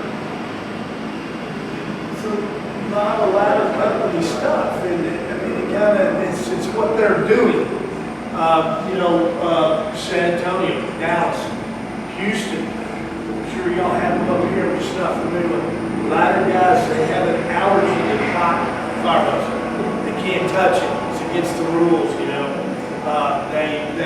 Only thing that fits in their hands are pipe holes and halogen bars and stuff, you know. So that that's that modification of the mindset that can help. Yeah, you can take a hose line weed truck one to go to the second floor and search, and then you don't have to cannonball out a second-story burning window, sliding head first down a ladder that we've already talked about how many people have been disabled from even working, just doing the drill. So that's kind of where we just see how some of this stuff lays right over onto itself. First unit on, here's an interesting one. When do the most Maydays occur? Right there, nearly 40%. And it's way into the incident.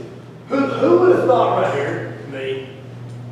Right, the first arriving unit runs in, nobody's there, they fall off the balcony in the back and nobody, I mean, I don't know. But look, it is way here. We'll see another one. We'll see another one here in a minute. And I was really surprised. But 20 minutes, we're getting into air management problems.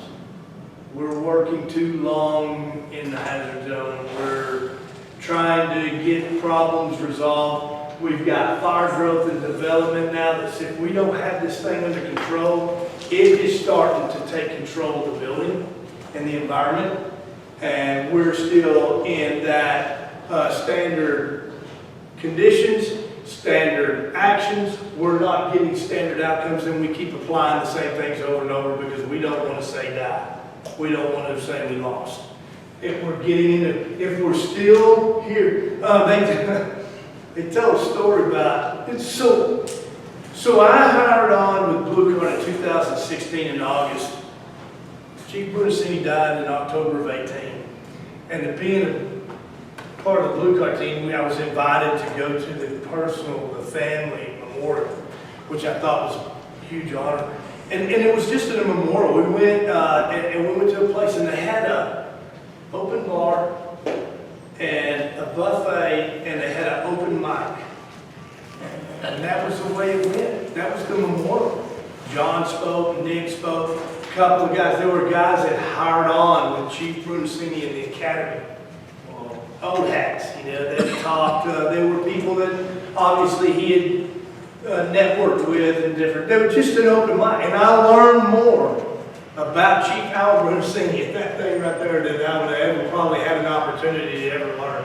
There's some interesting stories. So Chief Brunacini made rank quick in Phoenix. So he was a fire chief for 28 years, but he was here, boom, boom, boom. I mean, every time he had an opportunity, he outperformed whether it was written test or whatever. So he made battalion chief. He'd only been on the fire department a few years, young guy. I didn't know this, but have y'all seen the t-shirt with Bruno's Gym? It was on the store, in the Blue Card store and everything. Well, when I went to his house, he has a gym in his house. And back in the day, they said he could lift a bus. He worked out real bit and, proof that age is hard on us all. But they said he could lift a bus, strong guy. So anyway, he's a young battalion chief. When he goes in his fire, and he tells the ladder truck to go ventilate the roof. Calls a certain ladder. Old, salty captain tells him, we're not going to do that. We're going to do this. And he calls ladder 44. He said, I need you to bring your crew around here to the street and take all your gear off. And that captain comes back and says, wait a minute, because the building's burning. He said, what do you want? What do you want us to do that for? He says, when you get around here, I'm going to whoop your ass. And that captain came back and said, we're going to ventilate the roof. We didn't know you wanted it ventilated that bad. That's just the stories they told. I thought it was funny. Then it goes on, a lot of that stuff. But one of them that was reminding me of that is they were running a fire. Working a fire, and they were over an hour and something, over 60 minutes in an offensive strategy. And so this battalion chiefs tell a story. So they have district chiefs, battalion chiefs, and they drive, and they're sitting in the front seat with his kid, and he drives, and Chief Brunacini comes up and gets in the back seat and shuts the door, and the guy's like, oh shit, we're in trouble. And they're really what it is they're in this long overhaul. They're overhauling, and they sit, and he sits in the back seat, and it's kind of quiet, and the guy says, so what's going on? And Chief Brunacini said, I've never seen an operation go over an hour in the offensive strategy. He said, I had to come down here and see what y'all were doing. Just joking around with the guy, but you're in the offensive strategy for an hour and a half. What's going on? But that's kind of the deal right here. If we're still in the offensive strategy, we're starting to get behind, and that's where these Maydays are coming in at, is in the delayed side of this. So 76% of Maydays occur at 6 p.m. to 6 a.m. That almost makes sense, doesn't it? I mean, how often do we train in the cover of darkness? Train it with night ops. That's our time. That's bedtime. That's rest. You don't want to miss Hawaii 5-0 at night. So October through February. I know. I was here. I was here in February or something. Yeah. It's like I'm not talking. And then the other one is it stays light. So I wake up at 5 o'clock in the morning here and the sun's there, it's bright out, Of course, I'm waking up at 5 because it's 7 at home. And I'm trying not to get on y'all's time because I'll be home tomorrow. But yeah, how interesting is that? Critical fire ground factor is different from Texas. Yes, but for the cover of darkness, you know, where we got, the hazards are less visible, and so here's our help order, and what we've seen statistically out of the real live Maydays that's happened is 35% of them are mitigated by the Mayday firefighter in some form or fashion. 26 are mitigated by that firefighter's crew in the hazard zone. Hey, I twisted my ankle, they carry him out. Hey, I can't find this, here you are. And then 25% are other interior working crews. So when we hold that RIT company back, that where when you're RIT, you show up and you stand on the side of the yard and you flirt with a homeowner who got caught in the shower when the fire started. Oh, yeah. Some of you guys need to go more fires.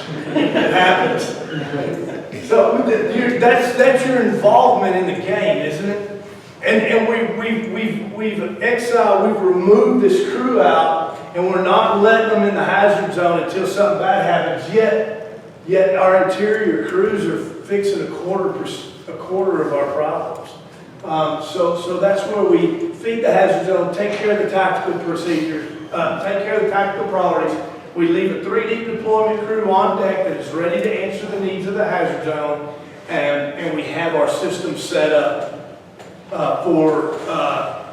we've got 86% of our Maydays are going to be solved by what we've implemented here. And then here's the thing, 6.6% of rescues are performed by RIT. So if you're in a Mayday and you're dependent on the RIT team to solve your problem, you got about a 94% chance of success, a 94% chance of failure. Because it's all happening right here. And we saw that in the 2002 drills, right? I mean, those numbers married up with what we're seeing in real life that's coming from real life Maydays in the street. 87% are being resolved from inside the hazard zone. So other significant data, man, I found this interesting. Another thing. 73% had a mobile command, and Blue Card recommends a strategic IC. Not out roaming around, sticking your head in windows, telling people what to do, or, micromanaging the event. Is what it boils down to, right? Why does an incident commander have to get out of a vehicle and run around the incident and micromanage? To get in the way. They will, won't they?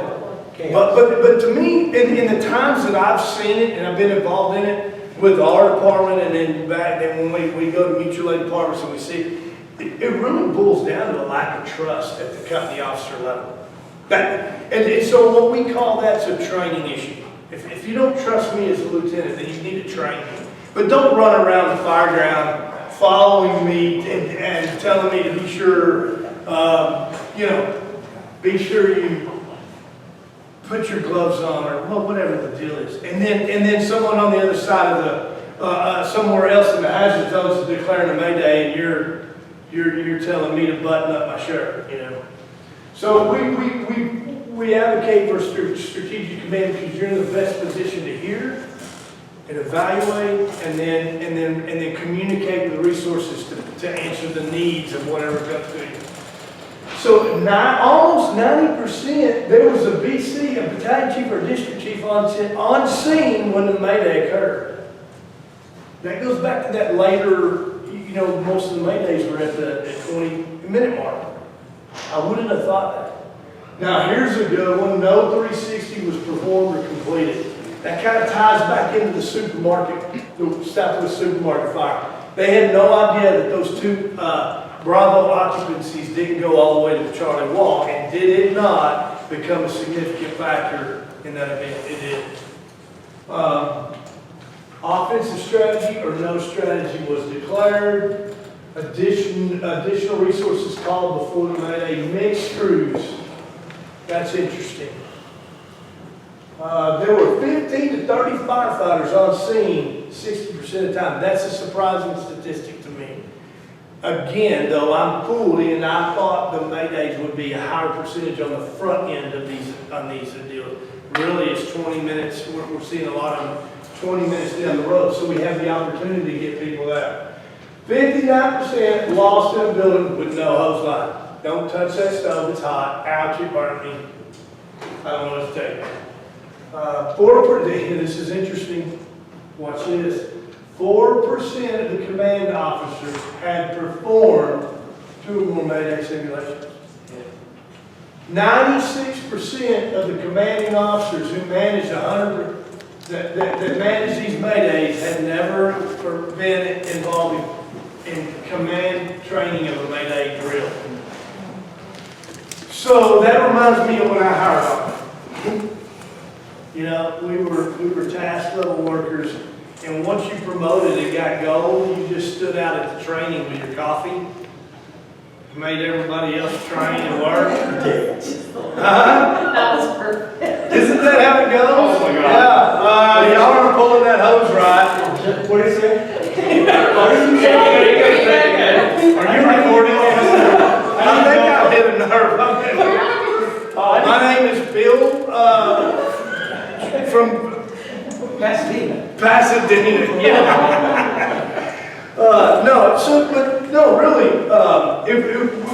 Traditionally we promoted out of training.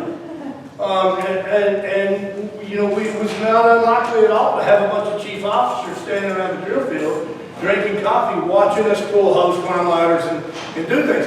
But guess what? So here's what happened. We have a Mayday, or we have a significant event where one hand line doesn't get the tap out. And what did I say? We would kind of lose control, right? It got to become very dangerous. Why? Because we were dependent on this guy to fix it, and they're the ones standing around during training, laughing at us while we're climbing ladders and doing the task level work. So if the task level work did not overwhelm the problem and fix it, if it went to, we were dependent on the command officer, it got dangerous. It got dangerous. And that just, anyway, I know y'all laughing at me. But you're 2 to 4 times likely to have a Mayday working on an overtime shift or the backside of the 48. So we were 4896. We believed, we pressed all this, we talked about all this, and we left this out. Because why? Because it didn't fit us. The schedule fit us, and it's all about what? You, me, and mine. And so some people would say, I don't like that. I want to be able to get there. So what we have to avoid is picking and choosing what statistic is really leading us to some of these problems. And that's it. The only interesting thing about that is on that 48, there's really not a very good resolution for that, because if you're on a 3 shift, which is what they recommend, is to be on an A, B, and C shift, you got to have overtime, man. If you say, we're going to let you go home, we'll bring in the back shift, well, they're going to have to stay their day. So it's really kind of the concept is just to be aware of it. But yeah, these Maydays are occurring on the back sides of these 48s. And it shows the back side of the 48 from 7 to 7. So there's 2 statistics that are tied in there. The back side of the 48 and in the night, then the cover of darkness. So, all right, here's where kind of some interesting deals. These are the common phrases as Don Abbott is reviewing these audio tapes from these Maydays. These are the common phrases. We take a break here? Does anybody need a break? 5, 10, anybody? No? Yes? Sure. Yes, right. Take 10, we'll start right here. So this is interesting. We have some of the transmissions, the common transmissions that are heard before a Mayday is announced. We have fires overhead or below us, high heat, 0 visibility. High heat, zero visibility. That is not a good can report. We need water. We need water now. That is a problem. And really, all those three kind of go together in a semi sort of way. And we run out of line. We have not found or can't find the seat of the fire. That is a problem. That is a huge issue. You need to really, you start hearing that, especially tied to, we have high heat, we have low visibility, and we can't find the fire. Man, that is a recipe for disaster. This is a hoarder home, so Blue Card's policies and procedures just say, if you find a hoarder occupancy, it's a defensive fire ground off the bat. If they can't get in there, you can't either. Have anybody been to a true hoarder home where, on an EMS call, where you're going through, and now you're going through with a hose line with limited visibility, the fuel load is increased. 2 plus 2 is, the problems are coming, man. What is that? What? 2 plus 2 plus 2. 4, 6. You kind of stopped it answering that. Well, I'm just analytically saying you're adding up a lot of negative stuff. Things are fixing to unfold on you, but keep going, because I can't. 2 plus 2. Our exits blocked. We've lost multiple windows. We need more lines. That kind of ties into that, not getting that standard outcome. We need another line. We need another line. We need another line. All right. So I want to play for you this deal from San Antonio. That just occupied air time for, he doesn't know where anybody is. Can't get anybody to talk to him. All he's getting is these unreadable messages, and we can go to the next one, and they start the RIT process, and it really, the chaos just continues on and on and on. And so I kind of front-loaded the story for you on kind of how it all went. Several near misses there. Should have had both. The one firefighter that perished was a fairly new, well, he was a really new guy. The more experienced guy, they went back there together, he kind of made his way out.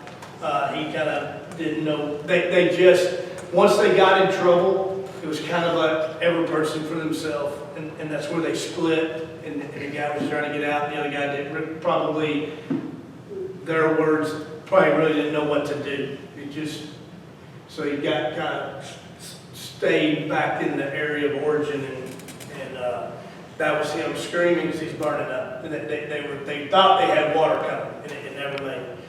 They found the other guy, should have been a double, should have been 2 line of duty deaths. Really, the other guy was very seriously injured and from thermal burns. And then the RIT guy, it was just by happen chance that they stumbled across him. The captain said he hit him with his feet and almost fell over him and realized it was a firefighter, and I told you the story about it. So they got him out. Could have had 3, 4, 5, 6. That crew had a hard time, didn't know which way. Had they not encountered the guy, I keep pointing at you just because I played the role with you. But had they not encountered the guy who talked them into going the right way, these things, it's like the stacked cards or dominoes. Once one goes, it's kind of hard to break the chain if you're not doing everything right to begin with. And so, were they doing everything wrong? No. But when we look at the Blue Card system in the TLOs and the tactics and the mindset of the concepts are in the system that this is not how we approach commercial fires, that mentality, and hope to avoid what this was, which was a strategic mayday.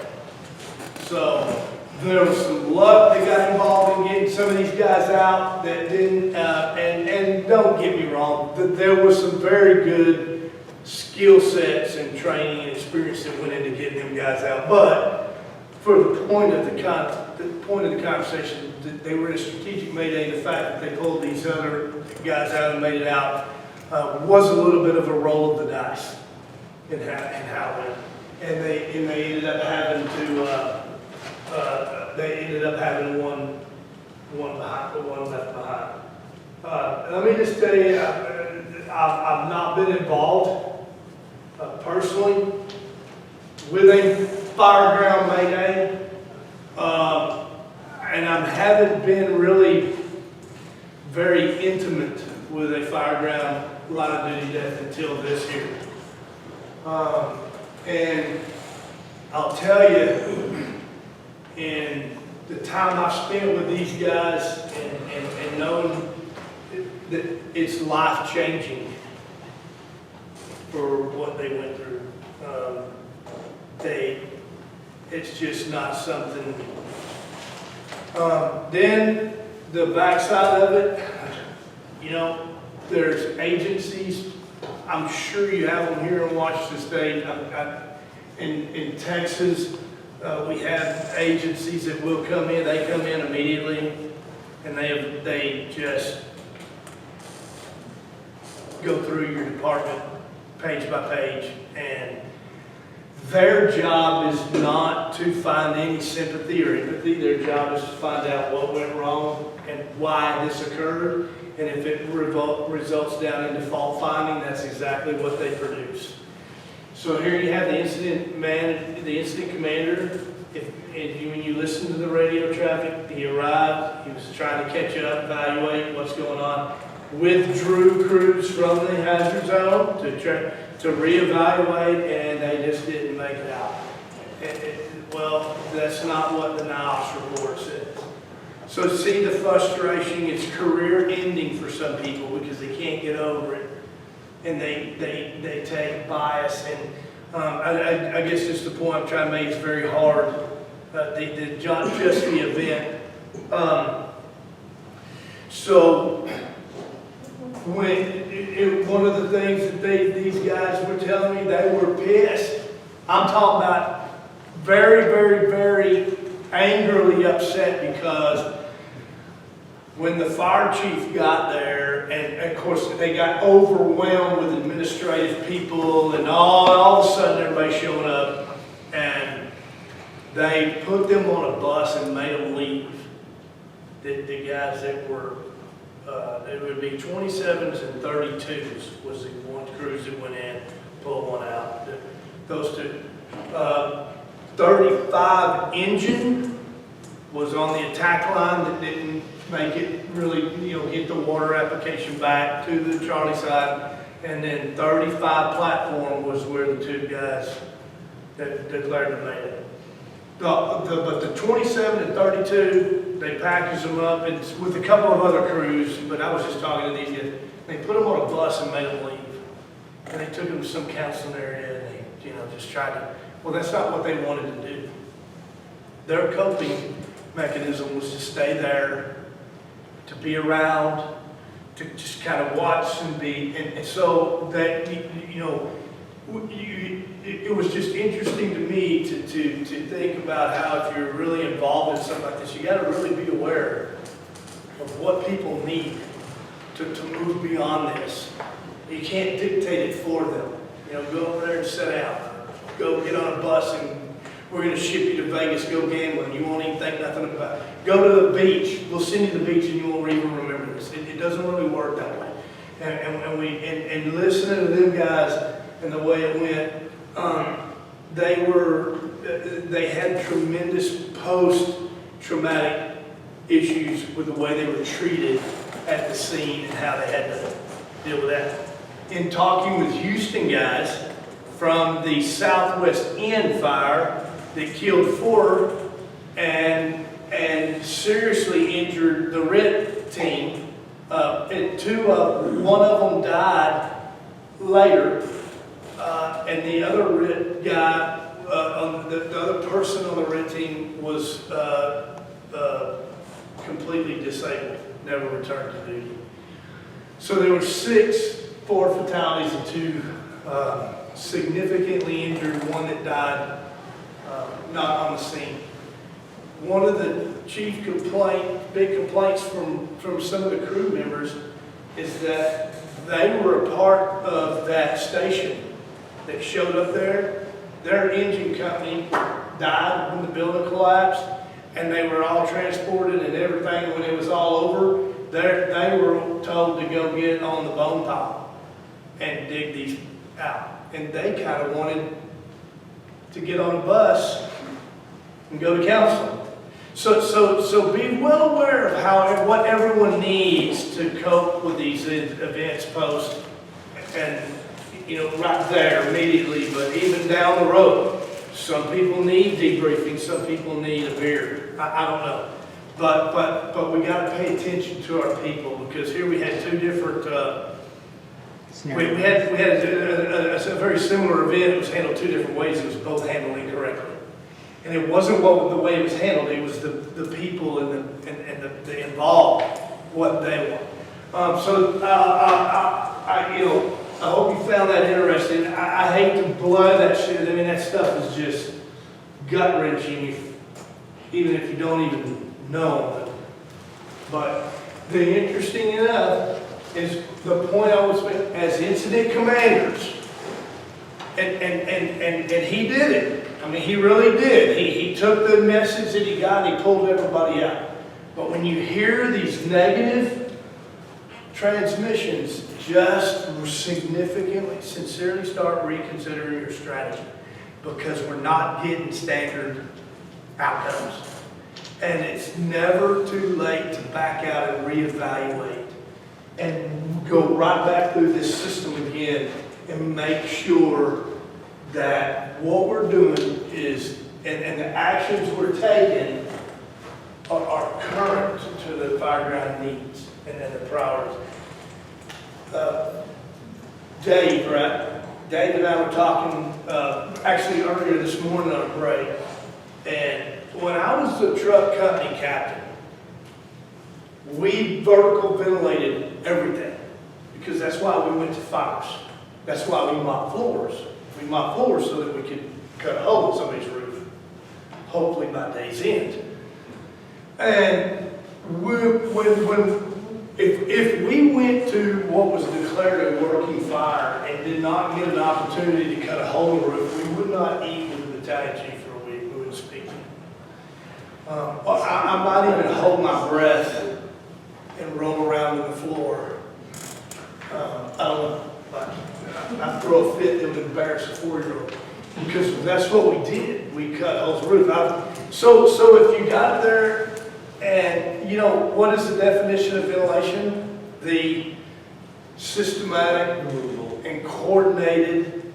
There was no systematic coordinating. When we got there, if the engine was trying to get the knot out of their attack line, we still cut the hole. We didn't wait on any communication. Okay, we're ready, we're there. And if they could have the fire out and roll and hose up, and if we were caught on a far away in the district, when we cut the hose, they might be loading up their attack line while we're cutting.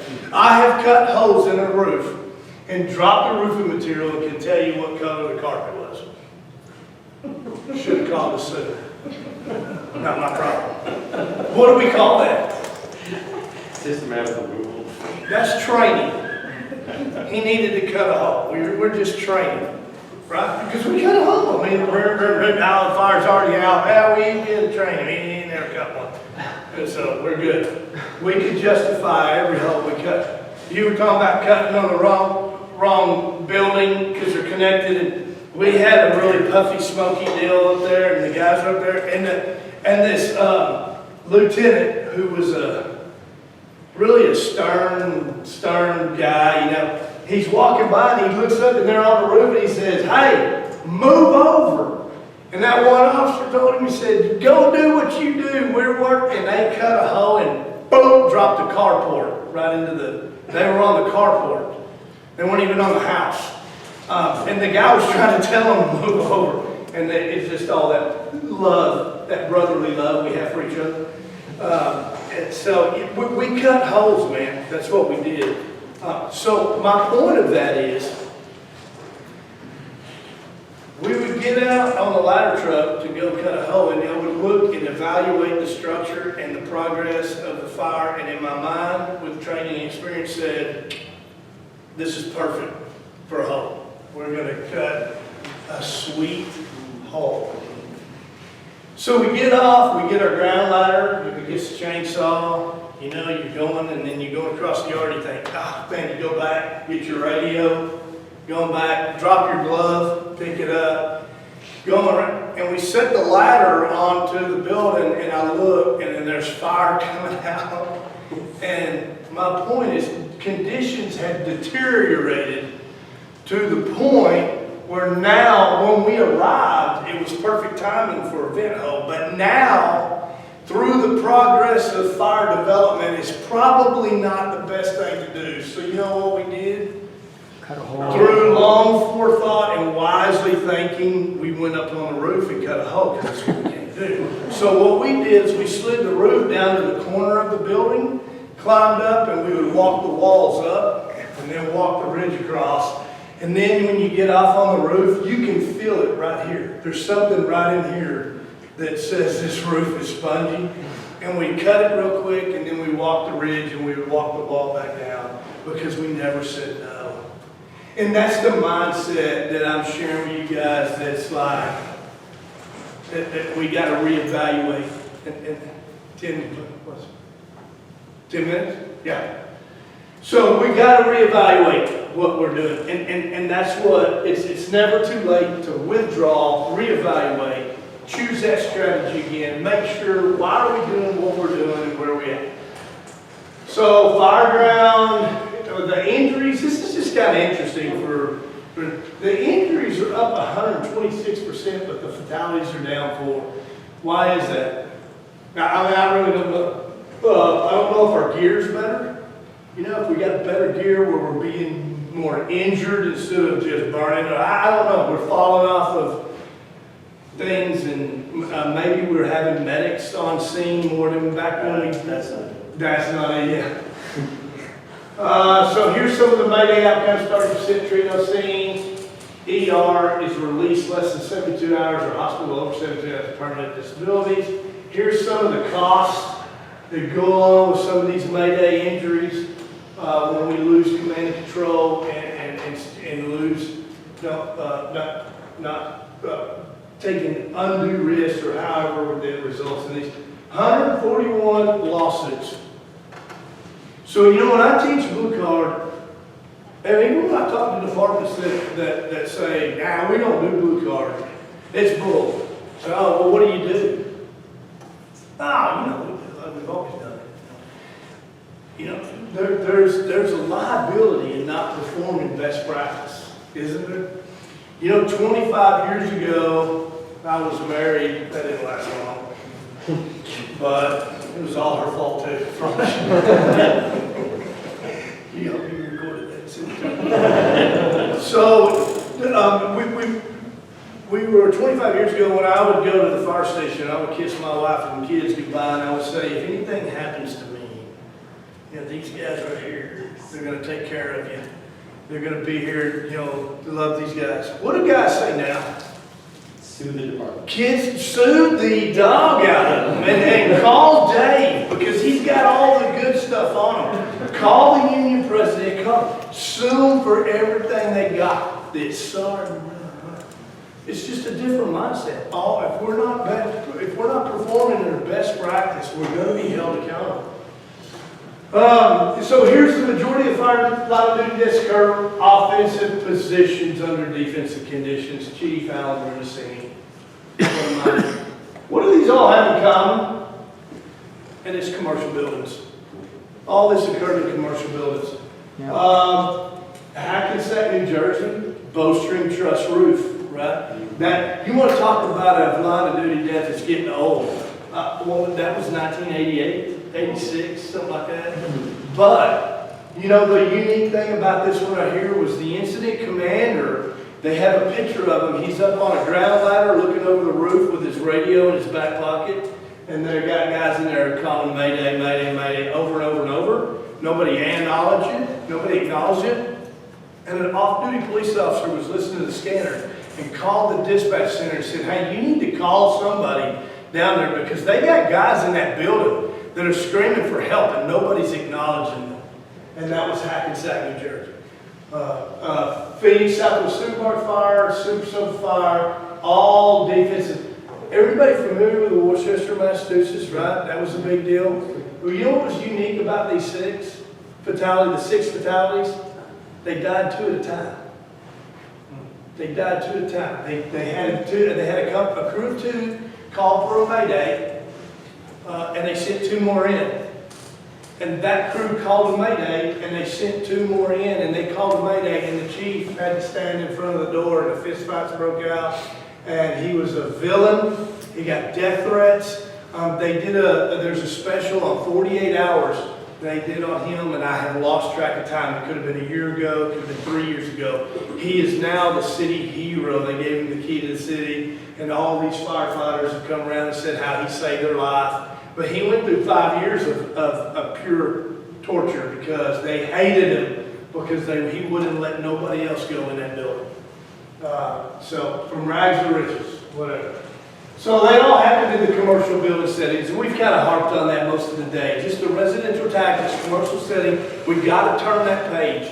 We've got to turn that page and get onto the commercial fire tactics and mentality, and use the blue card embedded safety features that keep us kind of balanced and in check. We don't enter over 150 feet. Some of those embedded safety features that prevent us from being lured off. Mayday prevention. Thorough size up, that's what we're talking about here, and operating in the correct strategy. We can improve a tremendous amount of safety to the fireground operation by those two things. And we're using this model right here, the core decision-making model, every time. So offensive situations should be always directed to putting water on the fire. It's when we get water on the fire, we reduce the rapid heat release and the growth development of the fire, which improves the safety for firefighters, occupants, and stops the degradation of the structural, or slows the degradation of the structural components holding the building up. So 44s a while ago on the backside of that building wanted to put water on it. What would have been the difference? You know, would it have been a save all? Would it have been changed? Would we not even be talking about San Antonio right now if that happened? We don't know. But would it have helped? We're saying yes. We're saying now yes. If they would have applied water to that fire back there, it could have been a total different outcome. Because water is good, air is bad. We covered all 7 tactical positions. And if the situation has not been quickly controlled, command must be sent out to transferred to the strategic command location. So this is the initial IC, company officer. If it's not controlled very, very quickly, we transfer command to a strategic location for IC number 2 to manage the resources and tactical priorities. Correct strategy has the biggest safety impact. Because if we are in offensive positions under offensive conditions, we can fix them. We have an opportunity to resolve whatever the problem may be. If we're in offensive positions under defensive conditions, we're rolling dice. We're hoping for 7-11. And other than that, we crap out. So biggest impact is the correct strategy. We can fix our problems. General Mayday guidelines, no Mayday is created equal. That's why we treat it just like we treat everything else. The Mayday becomes a critical fireground factor. What we need to know is the needs. What do you need to fix the problem? I need air, I need stove basket, and wire cutters. We can get them in there and solve the problem. The IC must use the same command-based system to manage Maydays we do everything else. Do you need wire cutters to get somebody out, or do you need salvage cars? And not to make light of a Mayday, but that's how we manage the problems and the needs. A Mayday is when a firefighter cannot exit the hazard zone. Maydays must be declared as soon as the person knows they're in trouble. Why is that? The air management problem, we're racing the clock. If we're in a defensive, we're in a strategic Mayday, we're racing the thermal assault and the building collapse. If we're in a task level Mayday, we're racing the air clock. As long as we can get them air, they'll survive and we can fix the problem. So we need to know as soon as possible that you're in trouble so that we can manage your air supply as quickly as possible. You can have predetermined, these are authority jurisdictions. Put the fire out. If you have a Mayday, you've got to continue to hold fire control. Can't abandon firefighting positions to freelance and help. Once the Mayday has been declared, hazard zone communications will stay on the same frequency. They did it anyway in San Antonio. Even though their policy said change, they did it anyway. And through Don Abbott's Mayday study, that's really the common behavior. No one really changes channels. If they do, they tell the newest firefighter, hey, change your channel. And then the company officer will stay on the same frequency to monitor the progress. What's going on? No par policy. We have an accountability system that is in Blue Card at 3 levels. The company officer has task level accountability, voice, vision, touch. The tactical level supervisor is where in our system the accountability tags come into play. You can't get through the door of the hazard zone without a ticket to play. You gotta pay the ticket to get in. And that supervisor, division supervisor that's managing that geographical position is intimately monitoring the accountability of the people he or she is responsible for. And the strategic level of accountability comes from the tactical worksheet managing task location and objective of crews of where they're at in the hazard zone. How many people does Engine 2 have on it? I'm the IC sitting in my battalion car running. How many people does Engine 2 have on it? I don't care, right? All I need is Engine 2 officer. He knows how many people he came with. Task level, strategic level. Operating units will remain radio silent. Only transmit Mayday announcements, priority traffic status changes. That's how we run Maydays in the Blue Card. No additional information. If you got priority traffic or status change, if you're involved in the Mayday, if you're the on-deck crew and I send you in there with bolt cutters and you contact command from Engine 2 with Mayday traffic. Go with your Mayday traffic. It initiates the incident commander that you are involved in resolving the Mayday, and it gives you a little bit more priority messaging over anything else.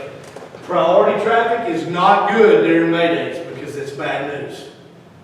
But that's how you contact the incident commander. Command from Engine 3, priority traffic. Go, you got heavy fire now coming through the roof. Don't want to hear it, but that's how you get it out. In status changes, if you're level 1 during the Mayday, we need to know that, right? Because we may need you to go in and fix the problem. If your assignment is completed and you're ready for another assignment, you have to status change that to the incident commander so that he knows you're now an available resource that he can put in the queue to answer any more needs of the hazard zone, to mitigate the Mayday. So those are the 3. That's how we maintain radio discipline. No, but if it don't fit in one of those, we don't need a roof report right now. We don't need a roof report, right? If we have a bad roof report, how would we send that? Priority traffic. Command from ladder 1. Priority traffic. Go, man, your roof don't look good. So that's how we maintain that radio discipline. Everything else can wait. Do not flood the interior with RIT crews. It's not an auto launch. You're on deck, a Mayday's declared. Just because you're on deck does not mean you auto launch in there to resolve the Mayday. What happens? This is what happens. RIT or they auto launch in the hazard zone and they say, hey, we need bolt cutters. Face, turn, you got to go get them. Or another crew has to bring them in and you're flooding the interior crew and it creates chaos. Do not self-deploy. We wait till the needed equipment before making entry. And we have a rescue plan. And here's kind of one that I'll tell you, this is we got to have clear and realistic objectives to what we're trying to get accomplished. Managing air supplies is a major consideration of the IEP. Mayday firefighters use it already on the scene and rescue crews. We've got to manage these Maydays. So, status change. If you were assigned to a TLO, you were assigned to an assignment.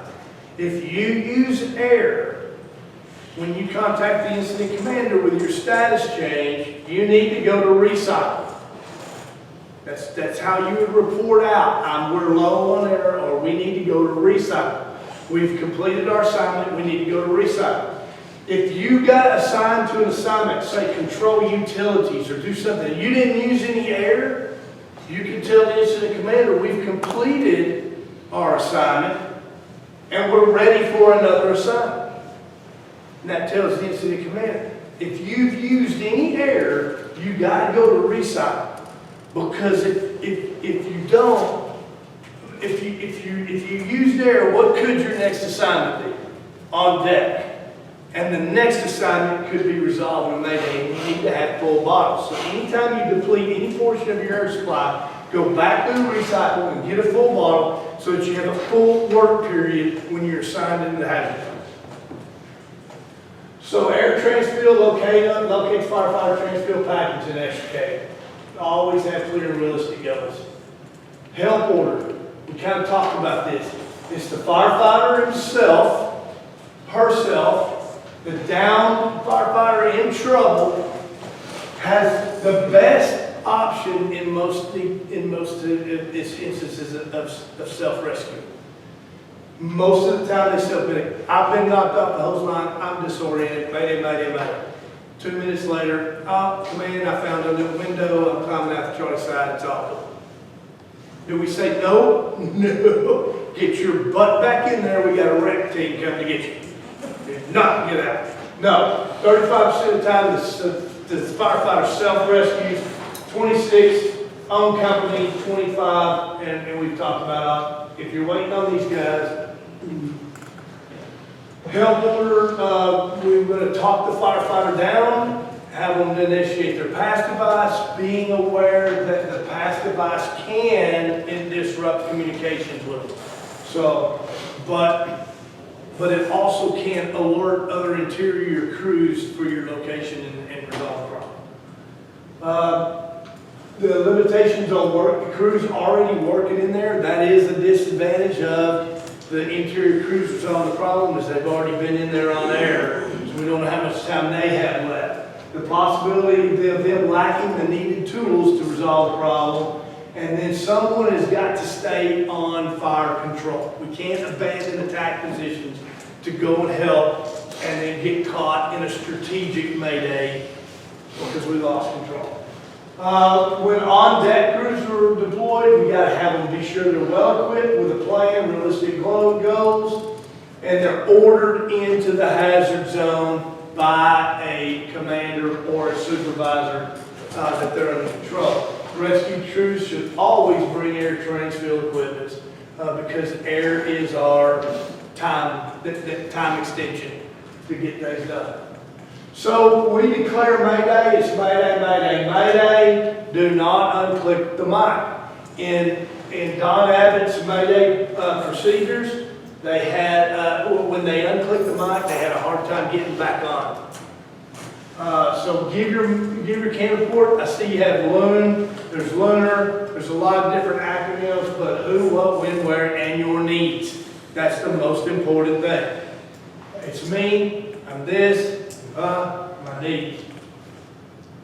The IC will acknowledge the Mayday and then make the necessary assignments. We have the emergency traffic system that we can use to, but just like in San Antonio, and I'm not second guessing them.